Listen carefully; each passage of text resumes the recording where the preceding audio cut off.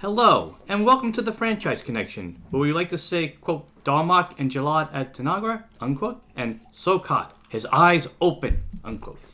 I'm Matt Fisher. I'm Matt Spire.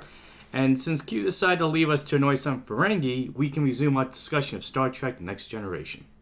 Now that we've talked about our overall thoughts on the show and shared our opinions on this crew, it's time to look at our favorite episodes and answer some TNG questions. So let's head over to 10 Forward for one of Guidance signature drinks and continue our review of this acclaimed TV series. Engage. But before we start, I realized that when I was talking about the actors last time, I forgot to name who the actors were. So, Jean-Luc Picard was played by Patrick Stewart. William Riker was played by Jonathan Frakes. Data was played by Brent Spiner. Joy LaForge was played by LeVar Burton. Deanna Troi was played by Marina Sirtis. Worf was played by Michael Dorn. Dr. Beverly Crusher was played by Gates McFadden. Wesley Crusher was played by Walt Whedon. Do you want to lay the side characters? Well, I mean, okay. Q is John Delancey. Yeah. And in regards to the side characters we talked about, Reginald Barclay was played by Dwight Schultz. Lixana Choi was played by Margelle Barrett. Gowron was played by Robert O'Reilly. Q, as we definitely mentioned, was played by John Delancey. Vash was played by Jennifer Hetrick. Kayla was played by Susie Plaxton. Tasha Yar was played by Denise Crosby. Miles O'Brien was played by Cole Meany. And Guy was played by Whoopi Goldberg. So, credit where credit's due. You all did a great job on the show. Yeah. Okay. So, now we get into the fun part of our discussion, amongst everything else that was fun. Our favorite or most memorable episodes of Star Trek Next Generation. Yeah. I think we should start with the two-parters, because honestly, they tended to be the most memorable episodes. I mean, there's a lot to absorb from those episodes. Mm-hmm. And in that vein, we'll start with the first episode, which is the two-parter Encounter at Farpoint Station. Mm-hmm. It kind of sets the tone for the whole show. Yeah, especially like once you get to the finale, it makes you kind of see that first episode in a new way. Do you want me to talk about my impressions of that episode? Yeah. So, well, first of all, I remember that we couldn't get the episode on Paramount Plus. We had to rent the first episode. So Star Trek started up on a very kind of mischievous Q note. I found the pilot to be interesting in some ways, and just very similar to Star Trek in other ways in terms of the original series. Yeah. Them going to a planet to investigate some, something weird, and to talk to the aliens that live there. I think the thing that makes it really different is just Q showing up. It's, looking at the original series, like they never really had a detour this way on a mission. Yeah. It always played out whatever the mission was. Even with Trelane, that was still the full episode.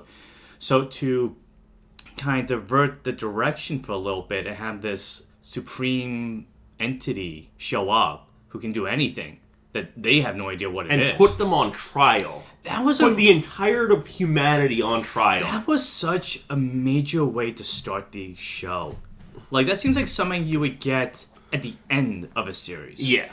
Everything you've done, we're judging you for all that. But to start the show and be like, okay, hey, Picard and your crew, we're going to judge humanity if it's worthy or not. And you're going to have to prove that you are worthy enough to be a species. And you're not a savage barbarian race. Yeah, which that's all Q sees.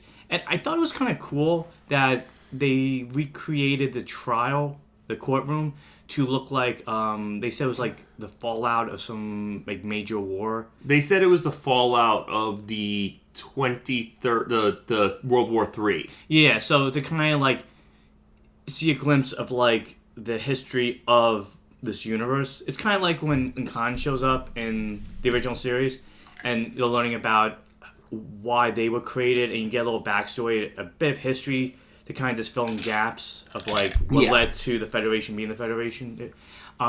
So that was a cool detail. And Q off the bat is just like, something's up with this guy. It's just a neat way to, you said, like, create an adversary for Picard right off the bat. It's something that, like, I guess, would you say a lot of Star Trek shows have an adversary this way? Because you said, like, Voyager has the Borg Queen, I guess DS9 has some Kardashians. Well, DS9 has a few. I honestly, it's the golden age of Star Trek had a few adversaries that were like super memorable that were recurred. Yeah, even in TOS, they had one recurring Klingon that would show up to be like, "I'm here." Goes, "I'm here too." Goes, "Oh, are you again?" But yeah, it gave the franchise something new to enjoy, root for, or root against, however you look at Q.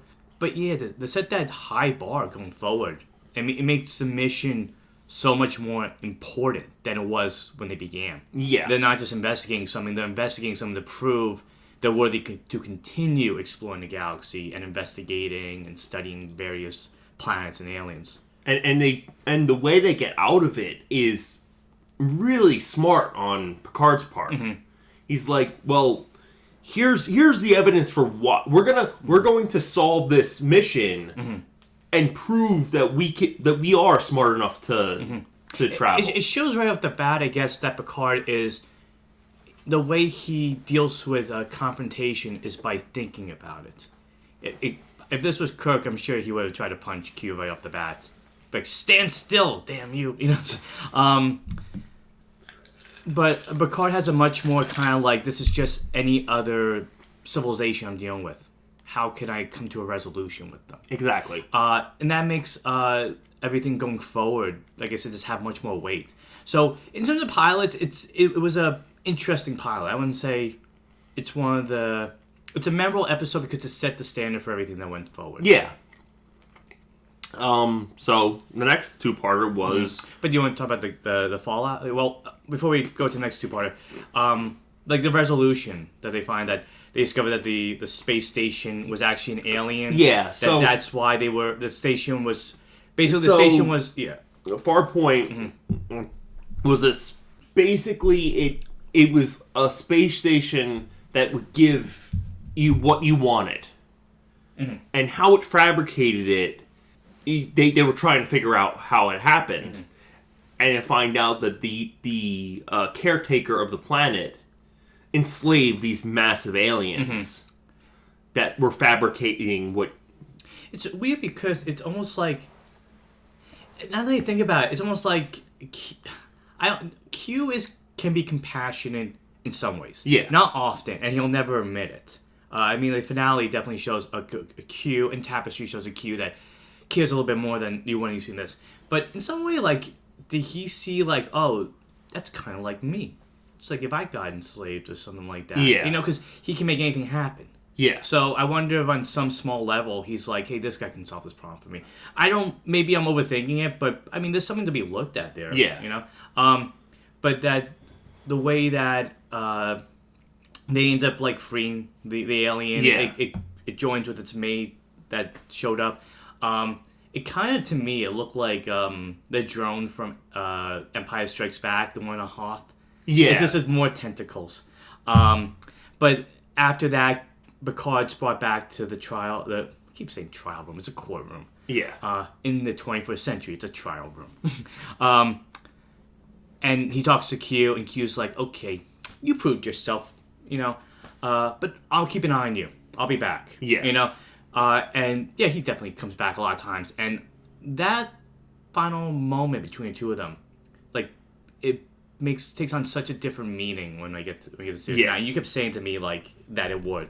But yeah, in terms of starting things off, there was nothing else to go by, really. So you got an okay beginning. Like I said before, like, the first season to me was just TOS with a new coat of paint. Yeah, yeah.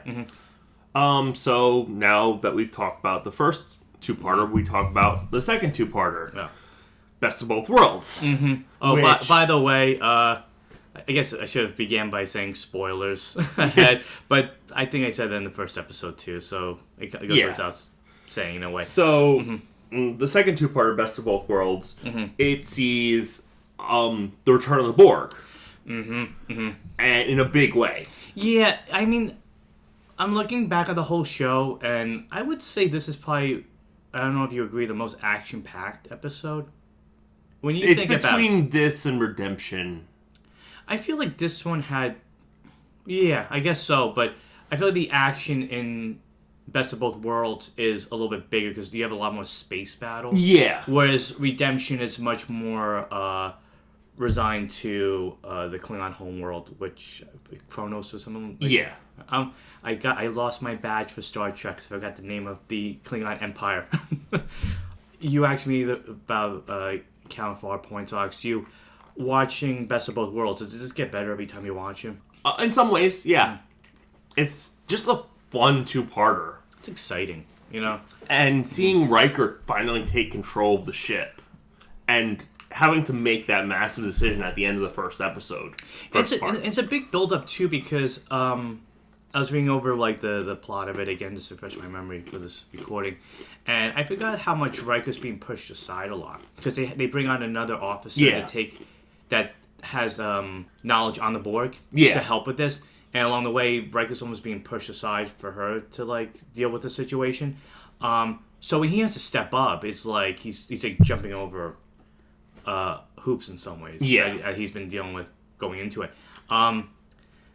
But you felt in some ways that was better. How in some ways was it worse? Or less interesting?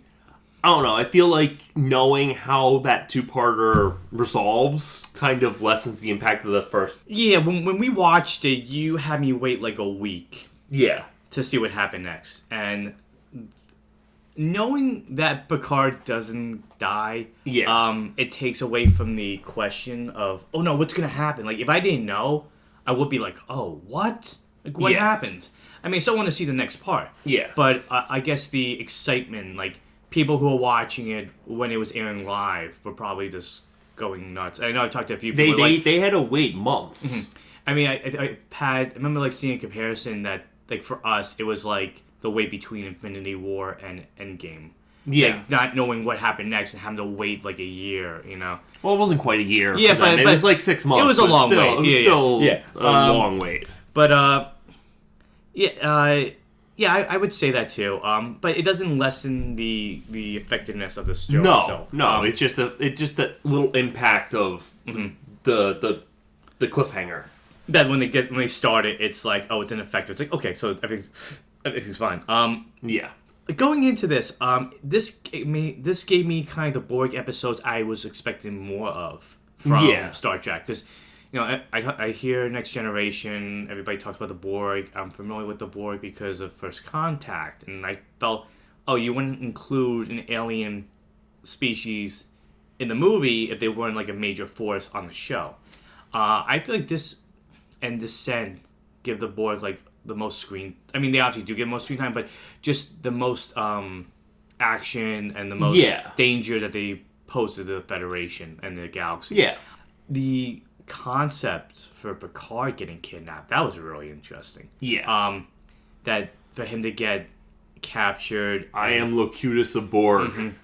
And it's just such an eerie. It's like seeing like an evil Superman or like an evil Batman. It's like that's not who they are. But you know that unable to change that. And him saying resistance is futile. You know. Yeah. And I think what made it scary to this episode is that they wanted somebody that could speak for them. Yeah. Because I guess up to that point he was speaking for all the Borg. Yeah. But to be like, we need an emissary. We need somebody to talk for us. And get Picard, who's the most elegant speaker in Starfleet at this point. and we want to convince these people that we are going to assimilate you regardless. I guess that's the thing. Like, if it's like, oh, Picard could be assimilated, any of us could be. Yeah. And that makes it pretty scary. I mean, I think I'm sure there's like a version of a story that deals with like the Federation dealing with the Borg, taking over everything. There's so many stories. Well, there's that alternate universe. The comic? No, the alternate universe that you see a small glimpse of with when Worf is going through the multiverse. Right. And you see the ship that Riker's, and it's like all decrepit. Oh, right. Oh, yeah. That's like such a small moment. Yeah. But you see Riker going like, we're not going back. He goes, you don't know what this universe is like. And you're like, I think, we both had the same thought. Like, oh, jeez, a universe with a Borg takes over everything is just, that's like probably the biggest nightmare for like a Star Trek what if story. And you found it interesting too that when we were watching this, that you forgot that Beverly didn't encounter the Borg last time. Like this was her first time dealing with the Borg. It makes you think if Pulaski was on the ship, she'd be like, "Oh, don't worry, we know what to do." But yeah, the way that the whole action plays out and them going through essentially a spaceship graveyard and seeing all these destroyed ships, like showed that they are a danger. I mean, it's just such an eerie ship idea, like just a cube. It's so simple, but so like unnatural looking. Exactly. And to the credit of the crew, they were able to save Picard, and it was really interesting how they did it. Yeah, it was they de-assimilated him. They de-assimilated him, but it was Data. Yeah, they used Data to program the Borg to essentially go to sleep. Yeah, and to see Picard come back and being still covered in all the Borg material and it showed how like a lot of these episodes that problem solving is hard, but if you can figure it out, you can get it done. I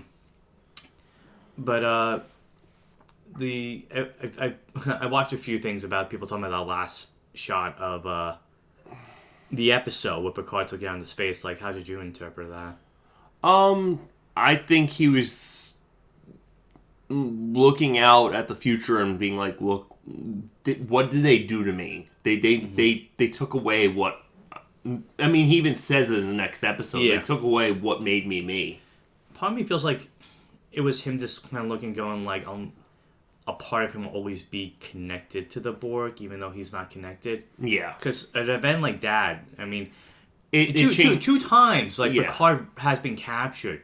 Both times, his humanity was stripped away from him, and his sense of identity and control. Yeah. And that was the biggest thing with this one was, in the next episode, Family, like, he just talks about how he just lost control. And I saw that just kind of him going, like, I'll never be able to heal these wounds completely. Yeah. Is anything else about Beth of Both Worlds that you liked? Or, like, you mentioned Riker being in command. Like, yeah.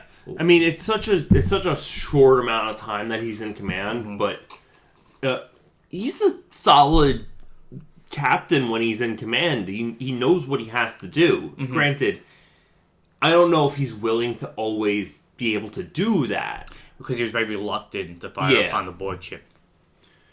Yeah, when I saw him as captain, it got the sense of, like, in his head, like all of us when we watch Next Generation, what would Picard do? Yeah. How would Picard act? And I feel like he was just trying to, like, emulate that a lot. Yeah, yeah. Mm-hmm. I think that's it for Best of Both Worlds. Yeah, Borg scariest they were in this one.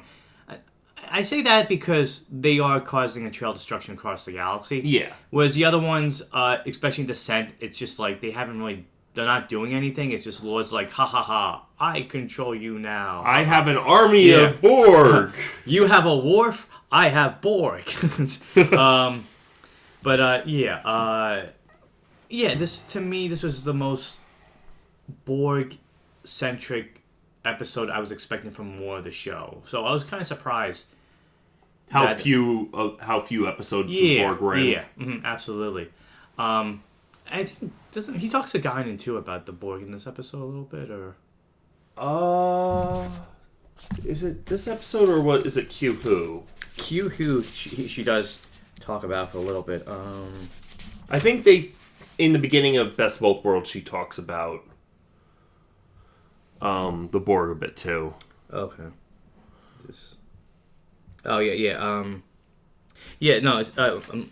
does say that she talks to Riker, and she does say to him, like, he's gone. You can't do anything with him. Once a Borg have you, that's it. So once again, it shows the resilience of the crew that they don't take no for an answer if they're able to. I mean, at times they're stuck and they have to. Yeah. Especially when the Prime Directive is interfered with.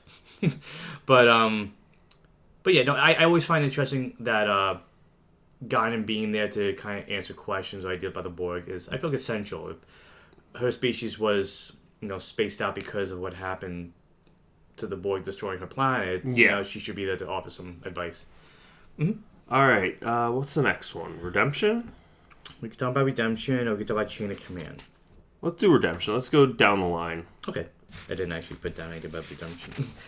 So Redemption, it's Worf's two-parter. I was happy. Well, one of Worf's two-parters. Yeah, one of Worf's the better two-parter. Yeah. Yeah, Redemption, like I said in the last segment, the first part, I liked Redemption because it gave us more insight into the Klingon culture. Yeah, it's a interesting two-parter because you're like dealing with the rite of succession on the Klingon homeworld, and you're dealing with Worf's own personal family struggle of trying to get his father's name cleared. I feel like it was the biggest episode that moved Worf's story along a lot. Especially because, and just refresh my memory, that first part is Worf trying to clear his family name. Yes. Because he's trying to have his brother help side with Gowron. And if that happens, they'll acknowledge that Worf had to admit to lying about what his father did, and they'll clear his name and clear up his family name. So I like how, building up to it, you have this major story with the Klingons dealing with the right succession, and you have Worf, in some ways, dealing with his own legacy. So legacy is a big part of that episode, I guess you could say. Yeah. Again, Tony Todd showing up as his brothers, just a nice appearance. And then you have the reveal of the Romulan plot behind everything. Yeah, so that was really cool. I like that. That was so bad. What's Yar's daughter's name again? I forget. You want to look it up? Yeah, I got it. Okay. Sella. Okay. So then, So I think that what made that episode fun is just somebody in the shadows. You don't know who it is pulling the strings, and then the end of that first part, it's a Romulan that looks like Yar. Yeah. And it's such a good reveal because when you see them, the whole time I'm like, who is it? Who is it? And you're like, Matt, just wait. You'll see. Stella's appearance, who's Chato Yar's daughter, she's half human, half Romulan. It gave Denise Crosby like such a better character to play. Yeah. It is probably one of the best manipulative and scheming villains on Star Trek, and the fact that she shows up here and again in Unification.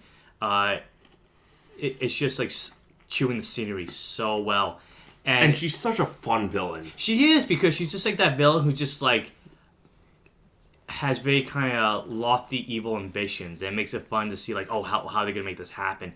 So she's essentially spearheading this dispute in the right succession because these two the Duras' sisters. Yeah.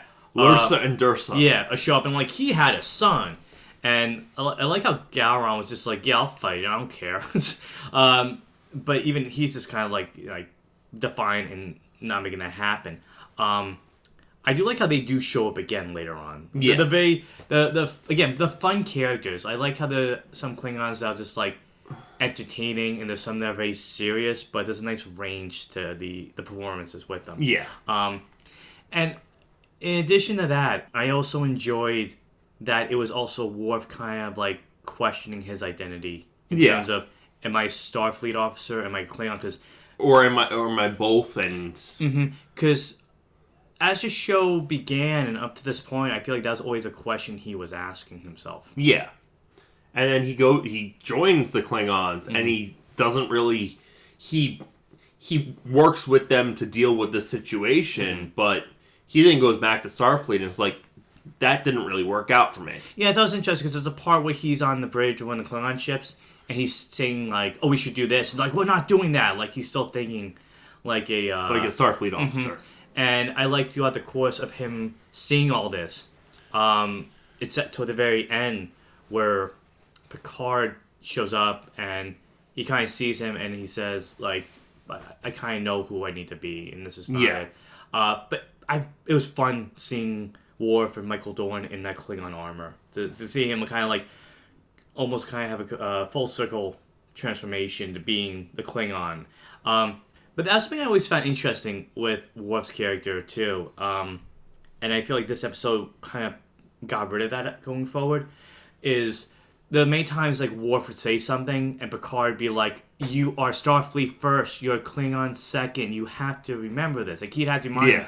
And I think this episode was him kind of realizing that for himself. Yeah, and I think after that, you never see Picard really say that as much. Maybe I'm sure once or twice, but I think Birthright's the only other time he says that to him. Maybe, yeah, but it shows the growth in the character. That and maybe the episode where the Klingon Jesus comes back. He was Klingon Jesus. Yeah, I just like seeing the throne room on the Klingon homeworld. It's just cool. Klingon homeworld is always cool. The set design of it was just really neat, and it feels very kind of authentic to what the civilization is. It's grim, it's serious, but there's a tapestry to it all. Yeah. But yeah, Redemption really cool, and to finally get like a full-fledged Klingon fight and have the Enterprise and Federation be in the middle of it. Really interesting. Yeah. And like I said, it gave us one of the coolest villains that I would have liked to see a little bit more of, but hey, the times that Stella shows up are great enough. Yeah. Mm-hmm. What about you? I mean, you said pretty much everything I wanted to say. Other than that, I do have one thing to add. Okay. It's kind of about, like...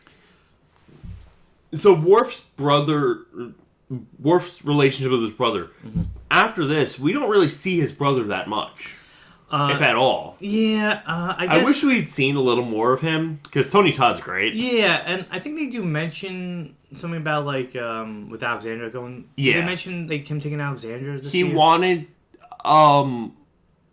in the future Alexander episode... He was thinking about sending Alexander to his brother for training. Mm-hmm. But yes, most we hear of him. Yeah, I do have a question in regards to that, but I'll ask it later in our question session. But yeah, that's a like frustrating thing with like a serialized TV and guest stars is that they can be so good and they can pop up and then you just don't see them again. Like there are many times like I joked with you, sometimes half seriously. I'm like, do we see them again? No. Do we see them again? No. But a few times that we do. Characters show up again. It is a pleasant surprise, like the Lower Decks episode with that one cadet that showed up in First Duty with Wesley. Yeah, Redemption's cool. It gave me again. I really like always learning and getting a glimpse into the Klingon culture. It's just a really neat society, and just everything they believe. It's just really interesting to learn more about. And this episode gave me that, tenfold. Yeah. Mm-hmm. Or 10 forward. So after that, I think Unification was the next one down the list.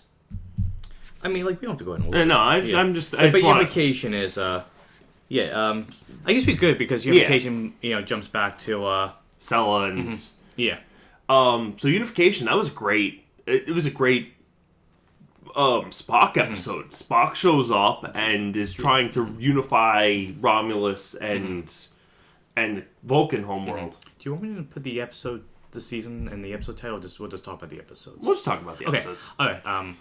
Unification. So this is something I really like about what Next Generation did, and I would love more legacy shows to kind of adhere to or try to do, which is bring in the nostalgia when it needs to be brought in. But don't oversaturate it. Yeah, let your next step be its own thing. Like you said, being able to tune into this without seeing the original series is a great benefit for any newcomer viewer. But the way they brought in Spock was really interesting. I liked... It was just seeing Leonard Nimoy again playing Spock. It brings a smile to your face because it's one of those like interesting characters that somebody had to come up with on their own. Like everything that we see is something that they were figuring out. Yeah. But yeah, seeing Spock trying to unite Romulus and Vulcan, it's just an interesting concept, and it's absolutely something he would do. Especially as speaking Spock.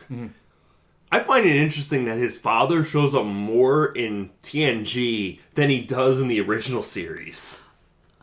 I guess there's a reason for that. And actually, the episode that we first meet Sarek, Spock's father, is a really good episode. Yeah. I also liked how they used Sarek on this episode. Yeah. And I joke all the time that on the original series, the first time Spock does a mind meld, he's like, "This is a very serious thing. You really can't do it all the time." And then they go on to do it all the time. Yeah. But I like that when Sarek has the mind meld with Picard, you see why it's such a serious thing to do. We backtrack. But Spock being an ambassador, trying to go on the secret mission, be undercover on Romulus, it makes sense for the character so much. Yeah. He's going to danger, but he always sees it from a very logical standpoint. And a very diplomatic standpoint. He's trying like his best to create like an underground that and teach the Romulans like this is the way the Vulcans would do things, and we should unify by basically making an underground grassroots movement. Yeah. It was a neat way for him to kind of like, I guess you could say in some ways this and Birthright have some similarities because Spock going like, we want to remind you who you are. Yeah. You are Vulcan still. Yes, you're Romulan, but you are Vulcan. And there's a lot of twists along the way. Them dealing with Sela is really well done. And Stella trying to use the reunification fleet as a Trojan horse. Right. Yes. But seeing Picard and Spock together, it's so cool, because it's something like I don't think many people expected to see,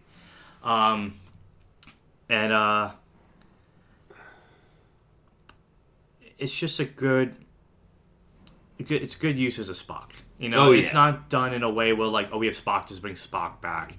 I mean, even I give credit to the Star Trek 2009 that the way they used Spock felt like it was. It felt natural. Yeah. In terms of I guess Romulan stories, this is one of the better ones. Would you say? Yeah. It's definitely one of the more interesting Romulan stories. It's less. We're mustache twirling villains and more. There's some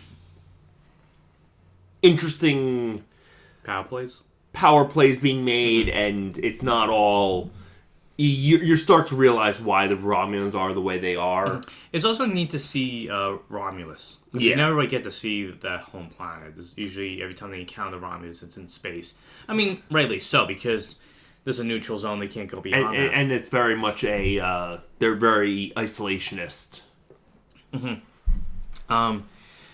But I liked how that episode ended. With Spock. He says all grassroots moment, but he started something because a bunch of the other Romulans are like, we want to continue where you began, and Spock stays behind to deal with that. Yeah. So it shows that even years later, Spock is devoted to bringing peace, and trying to think things through in a way that could bring people together. And I'm sure his experiences being on the Enterprise with Kirk and all these others kind of show him. And even the whole peace treaty in Star Trek 6. Yeah. I wonder if that was a motivation for him to do this. Like, if we can make peace with the Klingons, why can't we do it with the Romulans? Yeah. And I do have to say, it is interesting that on Next Generation, the relation with the Romulans is... It's not friendly by any means, but it's way less hostile. Yeah, there's all good things, isn't there? Like a scene where one of the Romulans like, Picard, we're done waiting. They're able to communicate in a less ferocious way. Yeah. Yeah, definitely. If you're a fan of the original series, that's one to check out. Yeah. So, Chain of Command. Oh yes. That's a tough. That was a tough two-parter to watch. Not because it's a bad episode by any means. I would say the second half is a lot tougher to watch. Yeah. The first half I liked because it gave me a spy mission for the first half. But basically, Chain Command is Picard, Beverly, and Worf are selected to go on a spy mission because they think the Cardassians are building some sort of weapon. And in the interim, they get a new captain. You're captain that you like, Jellicoe. I think of the movie and the musical Cats when I hear jello.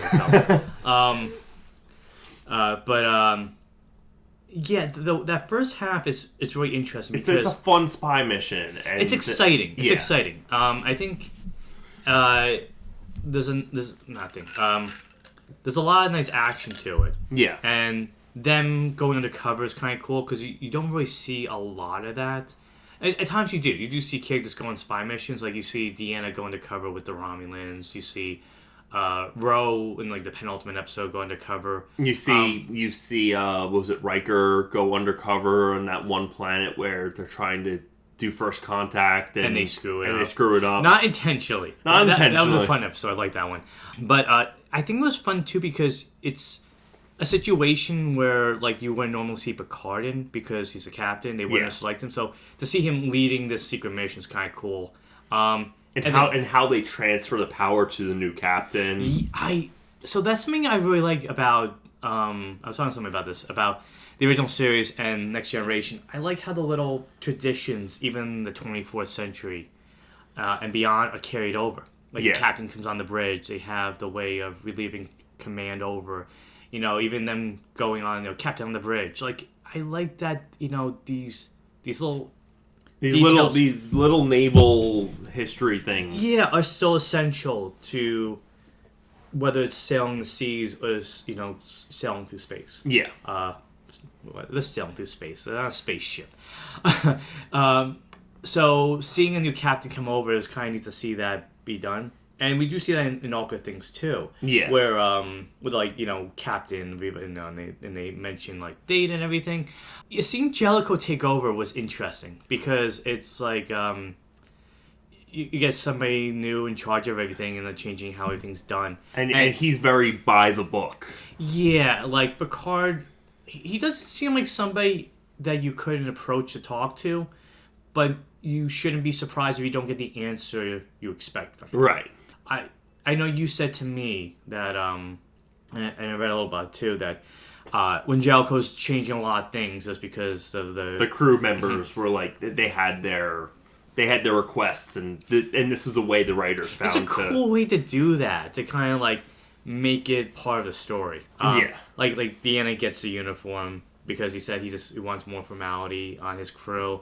He gets rid of the aquarium, which still comes back anyway later on. And there's something else that he does too. Those are the two biggest ones. Those are the two biggest ones. I think he does a couple of other minor things, but those are like the two big ones. But it's interesting to see him, trying to push away the Cardassians from finding out what they're doing or why they're there. Like he's just trying to like tread water to avoid them finding out what's really going on. And as the spy mission continues, they find the device and there's nothing there. Yeah. And what a twist. And Beverly and Worf are able to escape, but Picard's left behind. And I think it ends with him being brought, or he's being captured. He's been captured, yeah. Yeah. So I think the interesting thing about this was compared to Best of Both Worlds, which I knew at least what happened to Picard, how it ended. I've heard a lot of people talk to me about this episode going in. And I wasn't expecting to see. And this is like a mid-season. These episodes aired 1 week after the other. It wasn't like there was a big wait between. But still, like it is such like a extreme change where Picard's captured. What happens? And Picard going through the motions, just saying his name, his rank, serial number, and this Cardassian military general or whatever. I don't know. A goal. What's a goal? It's their one of their ranks. Okay, a goal. Trying to break Picard down, and little by little, like you see him like breaking. Mm-hmm. Well, not even that. It's like he strips him away of everything, literally. Like he's naked at one point, and he's being held up. Not being able to sit. And then, he's exhausted and he still won't give in. And through the course of this torture, he's shown lights. Yeah. And those lights take on such a serious meaning. Yeah, they do. You want to explain? So, the Cardassian is basically trying to get him to say what the Cardassian wants him to say, and actually in doing so, give away information on the defense of a colony, a Federation colony, and Picard's not having it. He's trying his best to hold back, but throughout the course in interrogation, he's showing him lights, and he's saying, "How many lights are there? How many lights are there?" And there's 4 lights. Yeah, But he wants to say that there are 5. yeah, And you see Picard defiant, even as he gets weaker and weaker. And it's just the mental torture he goes through. Like, Patrick Stewart does such a good job in this episode. And you see him wither away. Like, you have such an impression of these captains and a lot of the characters on the show. yeah, And to see them at the weakest state, it's like, you're kind of distraught because, like, oh man, that's the person I root for. Like, are they going to get out of it? And by the end, Picard's, he's malnourished, he's tired, they've been keeping him up, they've been doing everything to convince him to say something and to say that there are 5 lights when there's only 4. yeah. And it just goes on and on and on. And the performances between Stewart and, forgive me for who plays the Ghoul, but like, it's such a good confrontation between the two of them as him relax, eating food, offering him food. He's like, if you just give in, I'll give you a nice life. You won't be in this situation. He's like wearing him down just so he'll say whatever. Yeah.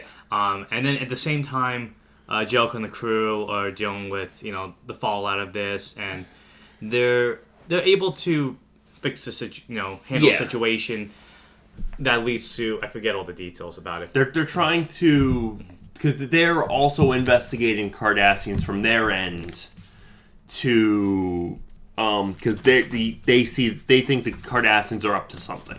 Yeah. Especially revolving this one colony. Yeah, and so they're able to deal with that. Forgive me for misremembering. I watched 178 episodes of this. But because of their ability to, fix the situation, I didn't put it down on there. So I have to put chain of command. They're able to get save Picard at the last minute. Yeah. And I didn't put that one down. Sorry. I'm just double checking. Okay. Yeah. I know this one I forgot, but I remember this episode now. At the moment that this Cardassian's saying, if you just tell me what I need to know, I'll give you whatever you want. You'll have a safe life. Just say there are 5 lights. Yeah. And I think what makes this part interesting is we as an audience know that he's on the losing end. So this is like a last attempt. And just as Picard's about to say something, they walk in. They say, "Oh, the Federation wants him back. We gotta get him." They know he's alive, and because they thought he was dead for the longest time. Yeah. They come in and they get him, and they pick Picard up, and he turns around and probably one of the. It's just 4 words, but it's definitely one of the most quoted lines, I guess you could say, of TNG. Yeah. That he just screams out, "There are 4 lights," and just walks away. Yeah. And that's impactful, but it's also the final scene, too, that's impactful. Yeah, when he talks to Deanna about how he was this close to breaking, and that if he had not been saved, he would have broken. Yeah, and you said this episode got a lot of accolades in terms of... This was they did what was it?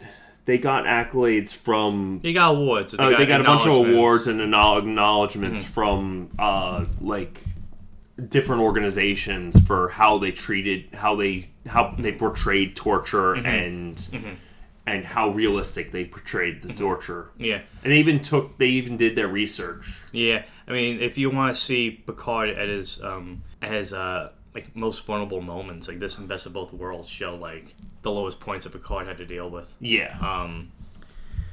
Yeah. Tough watch, but really, really some of the best writing on Star Trek. Yeah. The last one would be All Good Things. Yeah, all good things. Because there's other two-parters. I mean, we talked about the Descent a bit. There's not much more to say other than the Borg come back and Lore's in charge of them. Yeah. So we'll wrap up the two-parters that we're talking about with the series finale. Yes. All Good Things. It's such a good... It's really a movie. Why were you excited for me to watch the finale? I mean, I was excited to watch the finale to see how it wrapped up. Like, as somebody who's seen it... I wanted you to see how it brought everything full circle. Mm-hmm. And how it really recontextualized everything from the first episode onwards. Yeah. I actually watched this twice. Because I felt like there's a lot I missed the first time. And there's a lot to... digest with this episode. But basically, this episode, it's fun the way it's structured because you have Picard jumping through time. And it's not just your random times. I like that they put him back, he's in the present, and then he goes back to the past, which is the pilot episode. So it's kind of cool to see them back in the season 1 uniforms. Yeah. And he sees Yar. And he sees everybody. They recreated that first episode so well. You know, everybody was, even Deanna was in her original uniform. Same thing with Worf. Little Brian was there. Brian, yes. And then we jump to the future where he's an old man living on his family vineyard, and through each era, he keeps trying to investigate the spatial anomaly. Yeah. And he keeps jumping from one moment to the other, and it sounds confusing, but what makes it interesting is that every time he stays longer in one era, he retains more memories, and so he keeps like going back and forth. People think he's going crazy, and then Q shows up. Yeah, naturally, because they want the Enterprise in the past to go investigate the spatial anomaly, and he goes, no, we gotta go to a far point. We're staying on the mission we're going on because he knows that's going to lead him to Q. Yeah, and at first you almost like you don't think he's going to show up, and then who shows up? Q. Something I thought was interesting too was that he keeps seeing like these nomadic type people screaming, and I didn't get it the first time, but when I watched it again, I was like, oh, those are the people from the courtroom. Yeah. Which is implying something big, and that Q shows up, and he's in his trial garb from the first episode. It's such a cool costume. I like this.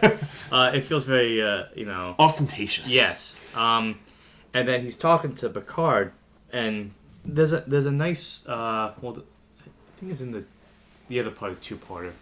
But he's saying, like, what's going on, and he's going, like... I can't tell you, but I can... He's the most cryptic that he's been in a lot of the appearances. He's like, I can't tell you, I can give you a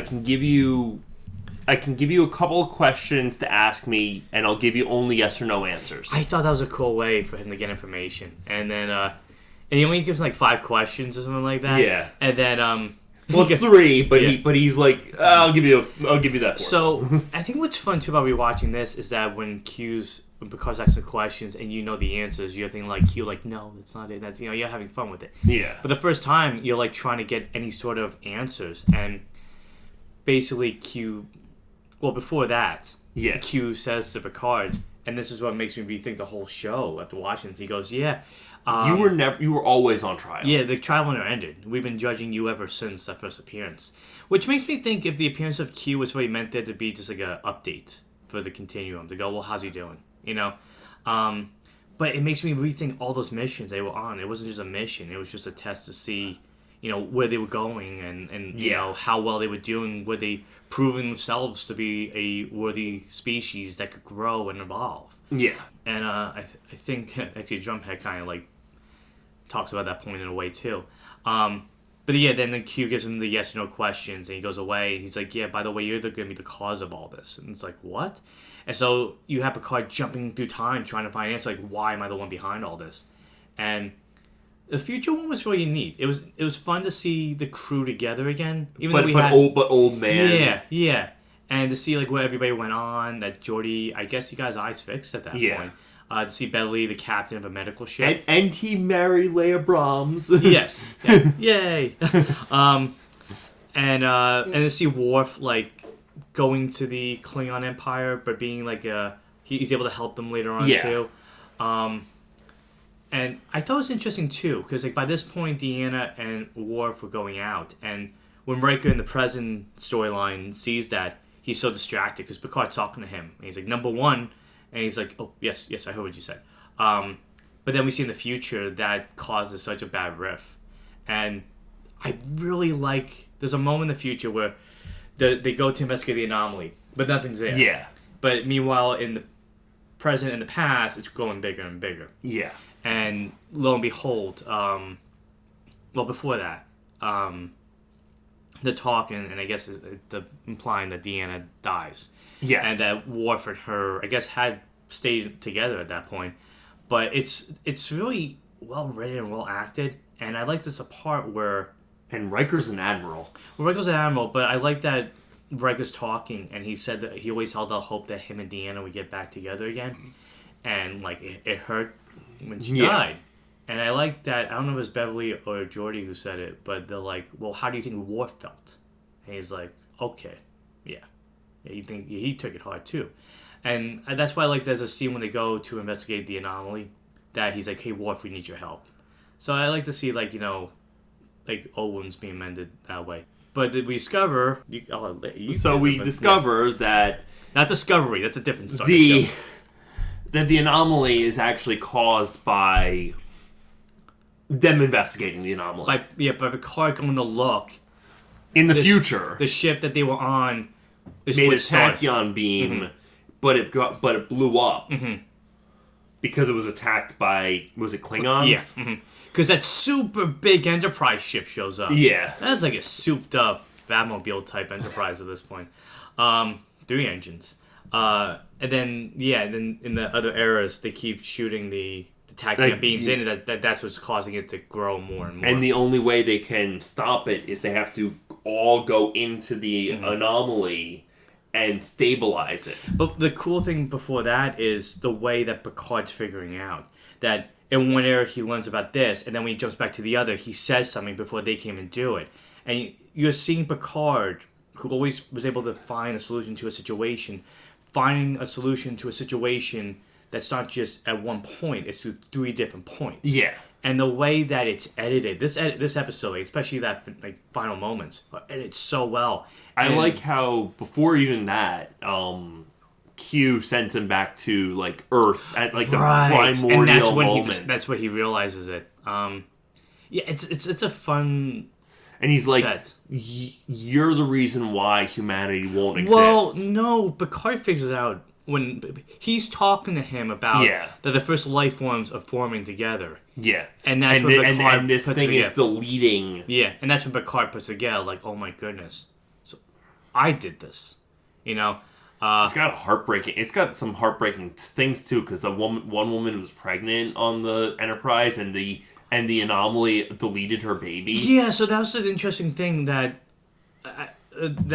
deleted it. Well, it caused the baby to de-age, degrow.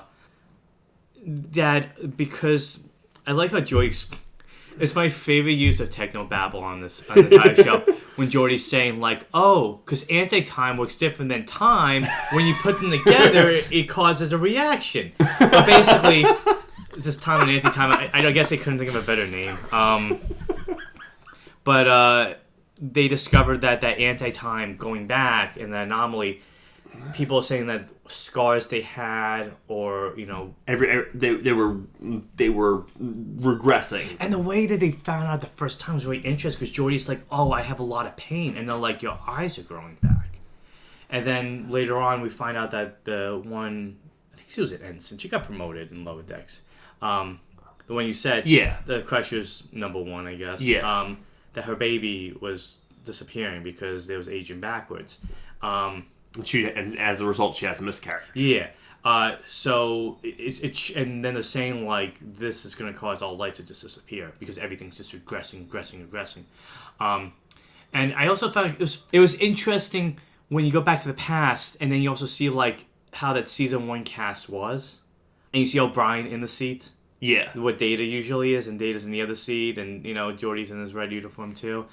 The attention to detail to kind of bring that back was really cool. And I like too that there's a part where, within the past, Yar says to Picard, like, can you tell us what's going on? And Dan's like, Captain, maybe he goes, no, I don't have to say anything. We just have to do this. Because I can't tell you because anything I say is future knowledge. He even says that when he goes back. He goes, I want to tell him what's going to happen, but I can't because it's going to affect everything. But then it's weird because they make the point that like these 3 timelines are a little different. Because they said like... the 3 timelines kind of are alternate timelines in and of themselves. Because some of them do one. As soon as they go into the anomaly and stabilize it, the whole thing never happened. No, but I just mean like the talking, and he says to the crew, like, oh, do you remember the first day you met me? Did I do this? Like, no. And everybody's, oh, okay. So Q's not just making him think between different time periods, it's through different dimensions even. Yeah. But I thought it was interesting too, like you said, the way that they discover they have to stop is by all 3 going in to the ship, in the ships to the anomaly, and trying to separate the time from the anti-time. Yeah. And seeing each crew one by one disappear, it's like you realize that this is like a suicide mission. Yeah. That they're going in, they have to save the universe by sacrificing themselves. Yeah. It's just a nice culmination of everything that the show led to. And it honors and rewards fans who have stuck with it in some really interesting ways, getting you to see a glimpse of what the future's like, getting a chance to see where you began, and just seeing what this path all led to. And that final scene between Picard and Q is just so... It's mysterious and so elegant. Yeah. Mm-hmm. So, it's probably one of my favorite scenes of the show. It's just that whole conversation with Picard at the end, where he's like, when you did this, you saved it, and look, that those timelines no longer exist. Mm-hmm. You're back in your own. Well, you saved reality. You saved reality. I thought it was interesting, and you are my favorite. Well, but it's also like I like that Q kind of did what the Prime Directive does for our civilizations. Where he's like, he helped him a little by giving the time jump. He helped him by letting him help himself. Yeah. But what I mean by this is he showed Picard, you were capable of more than what you think. You're extraordinary already, but you can be more extraordinary. And he's showing them that you don't have to think in a particular way. If you think in broader terms, you can solve situations, explore things that are even better and more majestic than you could ever imagine. Like, I like how he said, you're not just meant to navigate, study stars, and go to planets. You're meant for more. Yeah. And I think it's a nice little message to the viewers, too, in terms of humanity itself. And exploration. Yeah. That you're capable of more than you think. And it's such a great way to end it, because that's what this whole show has been about. It's just trying to see things in a new perspective and think outside of the usual terms. Yeah. And I credited John Delancey in that final appearance, where he kind of like whispers to Picard, and he just goes, I'll see you again in the stars. Yeah. And it's just a nice send-off. And that final scene where they're playing poker, it is such a heartwarming moment. It really is, because throughout the show, you've had these poker scenes as like either cold opens or middle episode things as a way for the crew to cool down. Yeah. But Picard has never been in the poker game. And what happens in the finale? He joins the poker game, and he's like, I should have done this a long time ago. And I like the way he walks in, because it's the first time you really ever see Picard nervous around his own crew. Yeah. He walks in kind of like, are they going to accept me? Can I do this? And I like how they're like, yeah. And then the way that Patrick Stewart like smiles as he's playing cards, it shows some of that Picard was just neglected, not because he meant to, but just out of just his role and his job, that this mission, this crew doesn't mean anything without the people around him. Yeah, they are his family. That's what makes the mission mean a lot more. And I really like the transition from the cards to the lights on the ship. That was a nice little touch at the very last scene. Yeah, I said to you when we finished that this made me think of the last season of Agents of S.H.I.E.L.D. because it rewarded you for sticking around and all the little Easter eggs and stuff you recognize from the other episodes, or just themes that carried over, like one full display. Yeah. And made this go, yeah, this is what this mission was all about. So, yeah, great, one of the best series finales. Really exciting, really fun, has everything you want a Star Trek episode to a larger... It really is the first Star Trek movie. Yeah, absolutely. In some ways. Should have been the first Star Trek TNG movie. Maybe? Mm-hmm. We'll see when we see the movies. How we feel about those. It's going to be interesting. Okay, so then we're going to move on to some of the other standout episodes. Yeah, like we're not going to overstay our welcome with these. Yeah. But one we definitely want to talk about is it's called The Drumhead. And my favorite episode in the entire show. To me, it encapsulates everything that you want out of a Star Trek episode. You want to deal with, Starfleet politics. You want to see the captain get his way out of a situation that seems impossible. You want some sort of moral lesson at the end of it. And it's just written so well. It really is. It is easily one of, if not my favorite episodes as well. It's toward the end of season 4, and no other episode afterwards could compete with it, even though some of them were outstanding too. Yeah. But basically, the Drumhead the setup is that there's an accident on the ship, and at the same time there's a Klingon on board, and they think he's involved with it, but you find out that he was spying. Yeah, he was a spy, but he wasn't responsible for the accident. But they bring on this Rear Admiral to investigate, and she essentially is not taking no for an answer. She basically decides, I'm going to find who sabotaged the ship. Mm-hmm. Even if nobody sabotaged the ship, I'm going to find someone to blame them. Well, she's going to find a reason that it was sabotage. Yeah. But along the way, they're investigating people who who were involved with this Klingon. And they talk to this one low-ranking officer who says that he's a Vulcan. And then we discovered that he lied on his application. He's actually a Romulan. Mm-hmm. And she's actually part Romulan. Yeah, and his grandfather, something like that. And we discovered that she wants to use this to be like, okay, so that's it's a Romulan plot. Yeah. That we have somebody that's connected to our enemies. It has to be them, even if that's not saying it. And then in a turn of great writing, Geordi and Data are investigating the accident on the ship in the engine room, and they say, Captain, it was just an accident. Nobody was the cause of it. And when they go with this information, the Rear Admiral's like, no, it has to be somebody. It has to be this guy. And then what makes it interesting is then suddenly Picard finds himself on trial. Yeah. Because of the amount of times he's broken the Prime Directive, and she's like, well, I can't trust you because you keep breaking our Prime Directive. It was that too, but and you're defending this, and you're defending your officer.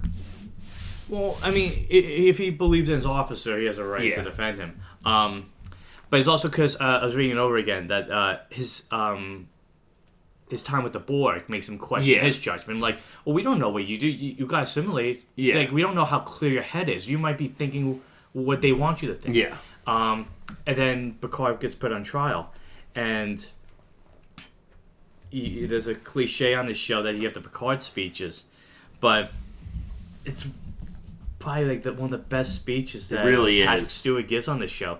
And he basically throws her father's words back at her. Yeah, and then she's not having that. She's so annoyed. It's like, how dare you quote my father? Mm-hmm. It shows how we can be like so quick to judgment. Yeah. But Picard's also going on in his speech to kind of say, if we let someone like this go, it's going to just keep rolling along until things just, get out of whack. And in the end, they realized that, they kind of toss her out because the Rear Admiral, because, she was going a little crazy. She wasn't winning her argument. Yeah, she was doing a witch hunt for the sake of doing a witch hunt. Yeah, she just wanted to find someone to blame, no matter who it was. Yeah.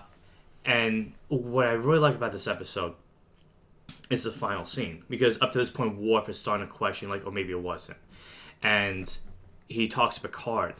And I just really like how the writers of this episode say that even though they're in space and they have transporters and they have shuttlecrafts and they have phasers, that the way humans react to things doesn't change. No. That he says, like, we used to, like, hunt witches or burn heretics, and you think we would move beyond that because of where we are, and we still fall back into the same routine.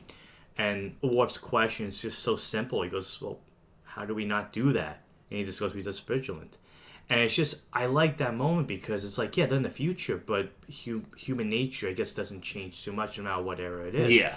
But this episode, like, I can't recommend enough. Like, if you were to watch one episode only, this is the one to watch. The one with the vacations for Spock in terms of TOS cameras. But in terms of, like, one episode out of all of them, it's just sharp writing. It is a perfect bottle episode. I mean, all bottle episodes. Yeah, it's all individual. But you get all of the things you want from this episode. Yeah.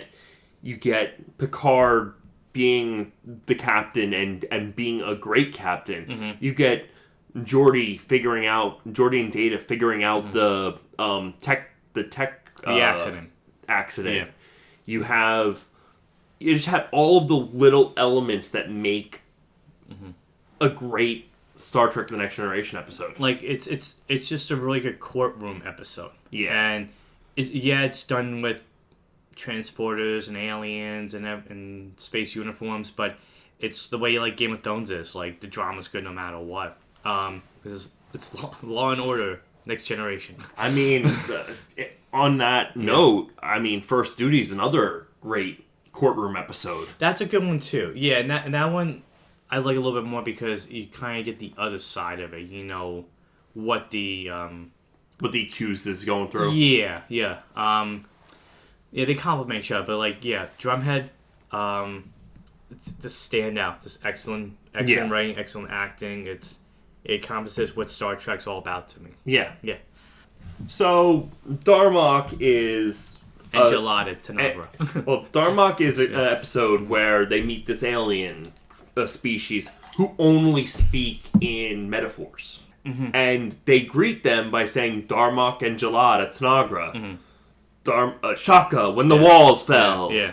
And they're just confused. They're like, they mentioned that they tried to encounter before, but they just can't understand them. Yeah. And then Picard and the other captain get transported down to the planet. And he keeps talking in a way that Picard's like, I don't know what you're saying. And then you find them attacked by a beast. And as more he says it, Picard's kind of like you're telling me a story. Yeah, he doesn't he draw on the ground too? Yeah. Yeah, and then he goes, I know what you're saying now. You're saying Darmok and Jalad were two people, and they were stuck together, and they had to work together. On an island, and they had to work together to fight this beast. Yeah, and it's just a really good episode that shows if we take the time to really communicate, even if we don't understand, or at some point we find a common ground that we can understand. And it's just really an interesting episode. Yeah. It's about... You showed this to me the first time after we watched Lower Decks, and they introduced one of the Tamarians. But the way Picard and this Tamarian like talk to each other and finally are able to understand each other, it's just a really good episode about communication. It really is. It really, and so well done. And I mean, the crew's trying to save them, but I liked how Picard was using Gilgamesh as a comparison to what they were saying to him. Yeah. Mm-hmm. He was basically like, here's one of our formative myths with Gilgamesh and what he did. I forget the exact. No, but like just like the legend behind it. But he told the whole legend of Gilgamesh, and they're like, oh, so this means this and this, and he's like Jalad and Darmok, and to show how well. It also shows how well Picard is as a human himself. Well, he's very humanist. Yeah, he's always. That's what I like about it. Like, a lot of times, like, he's so defensive of like, oh, this robot became sentient, but it has a right. It's a living being. It's thinking. That he's willing to really take the time to listen and figure things out.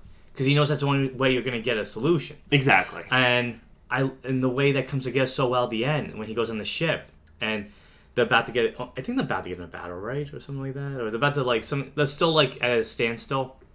And he's saying everything to them. Well, I think they were about to defeat the beast or something like that. They figured out how to work together. Well, I just mean like after the Tamarian succumbs to his injuries. Yeah. Picard gets back on the ship, was able to transport him back because it was stopping them from doing that.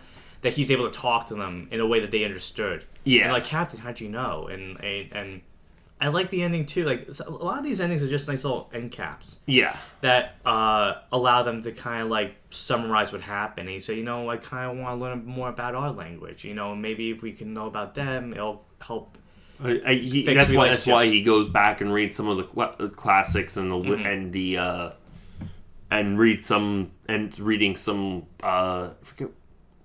It was some classic novel or something like that, or no, Shakespeare. He was reading some Shakespeare. Stephen King.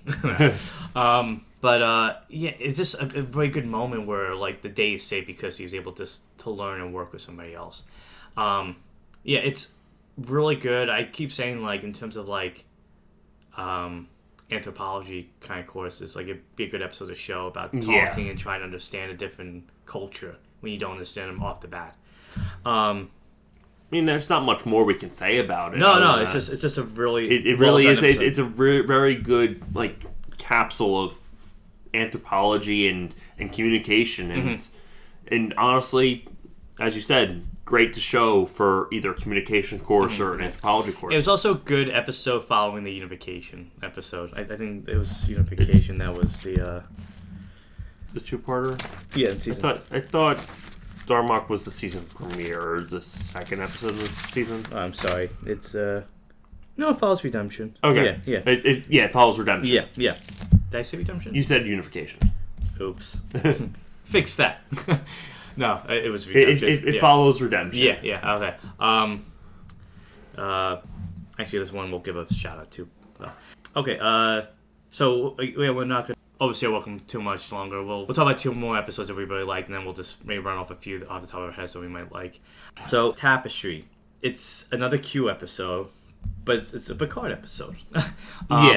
So Tapestry, it's almost like It's a Wonderful Life for Picard. It really is. He sees what life would have been like if he never didn't take something tragic. If he had never. Why don't you sum it up for what happens?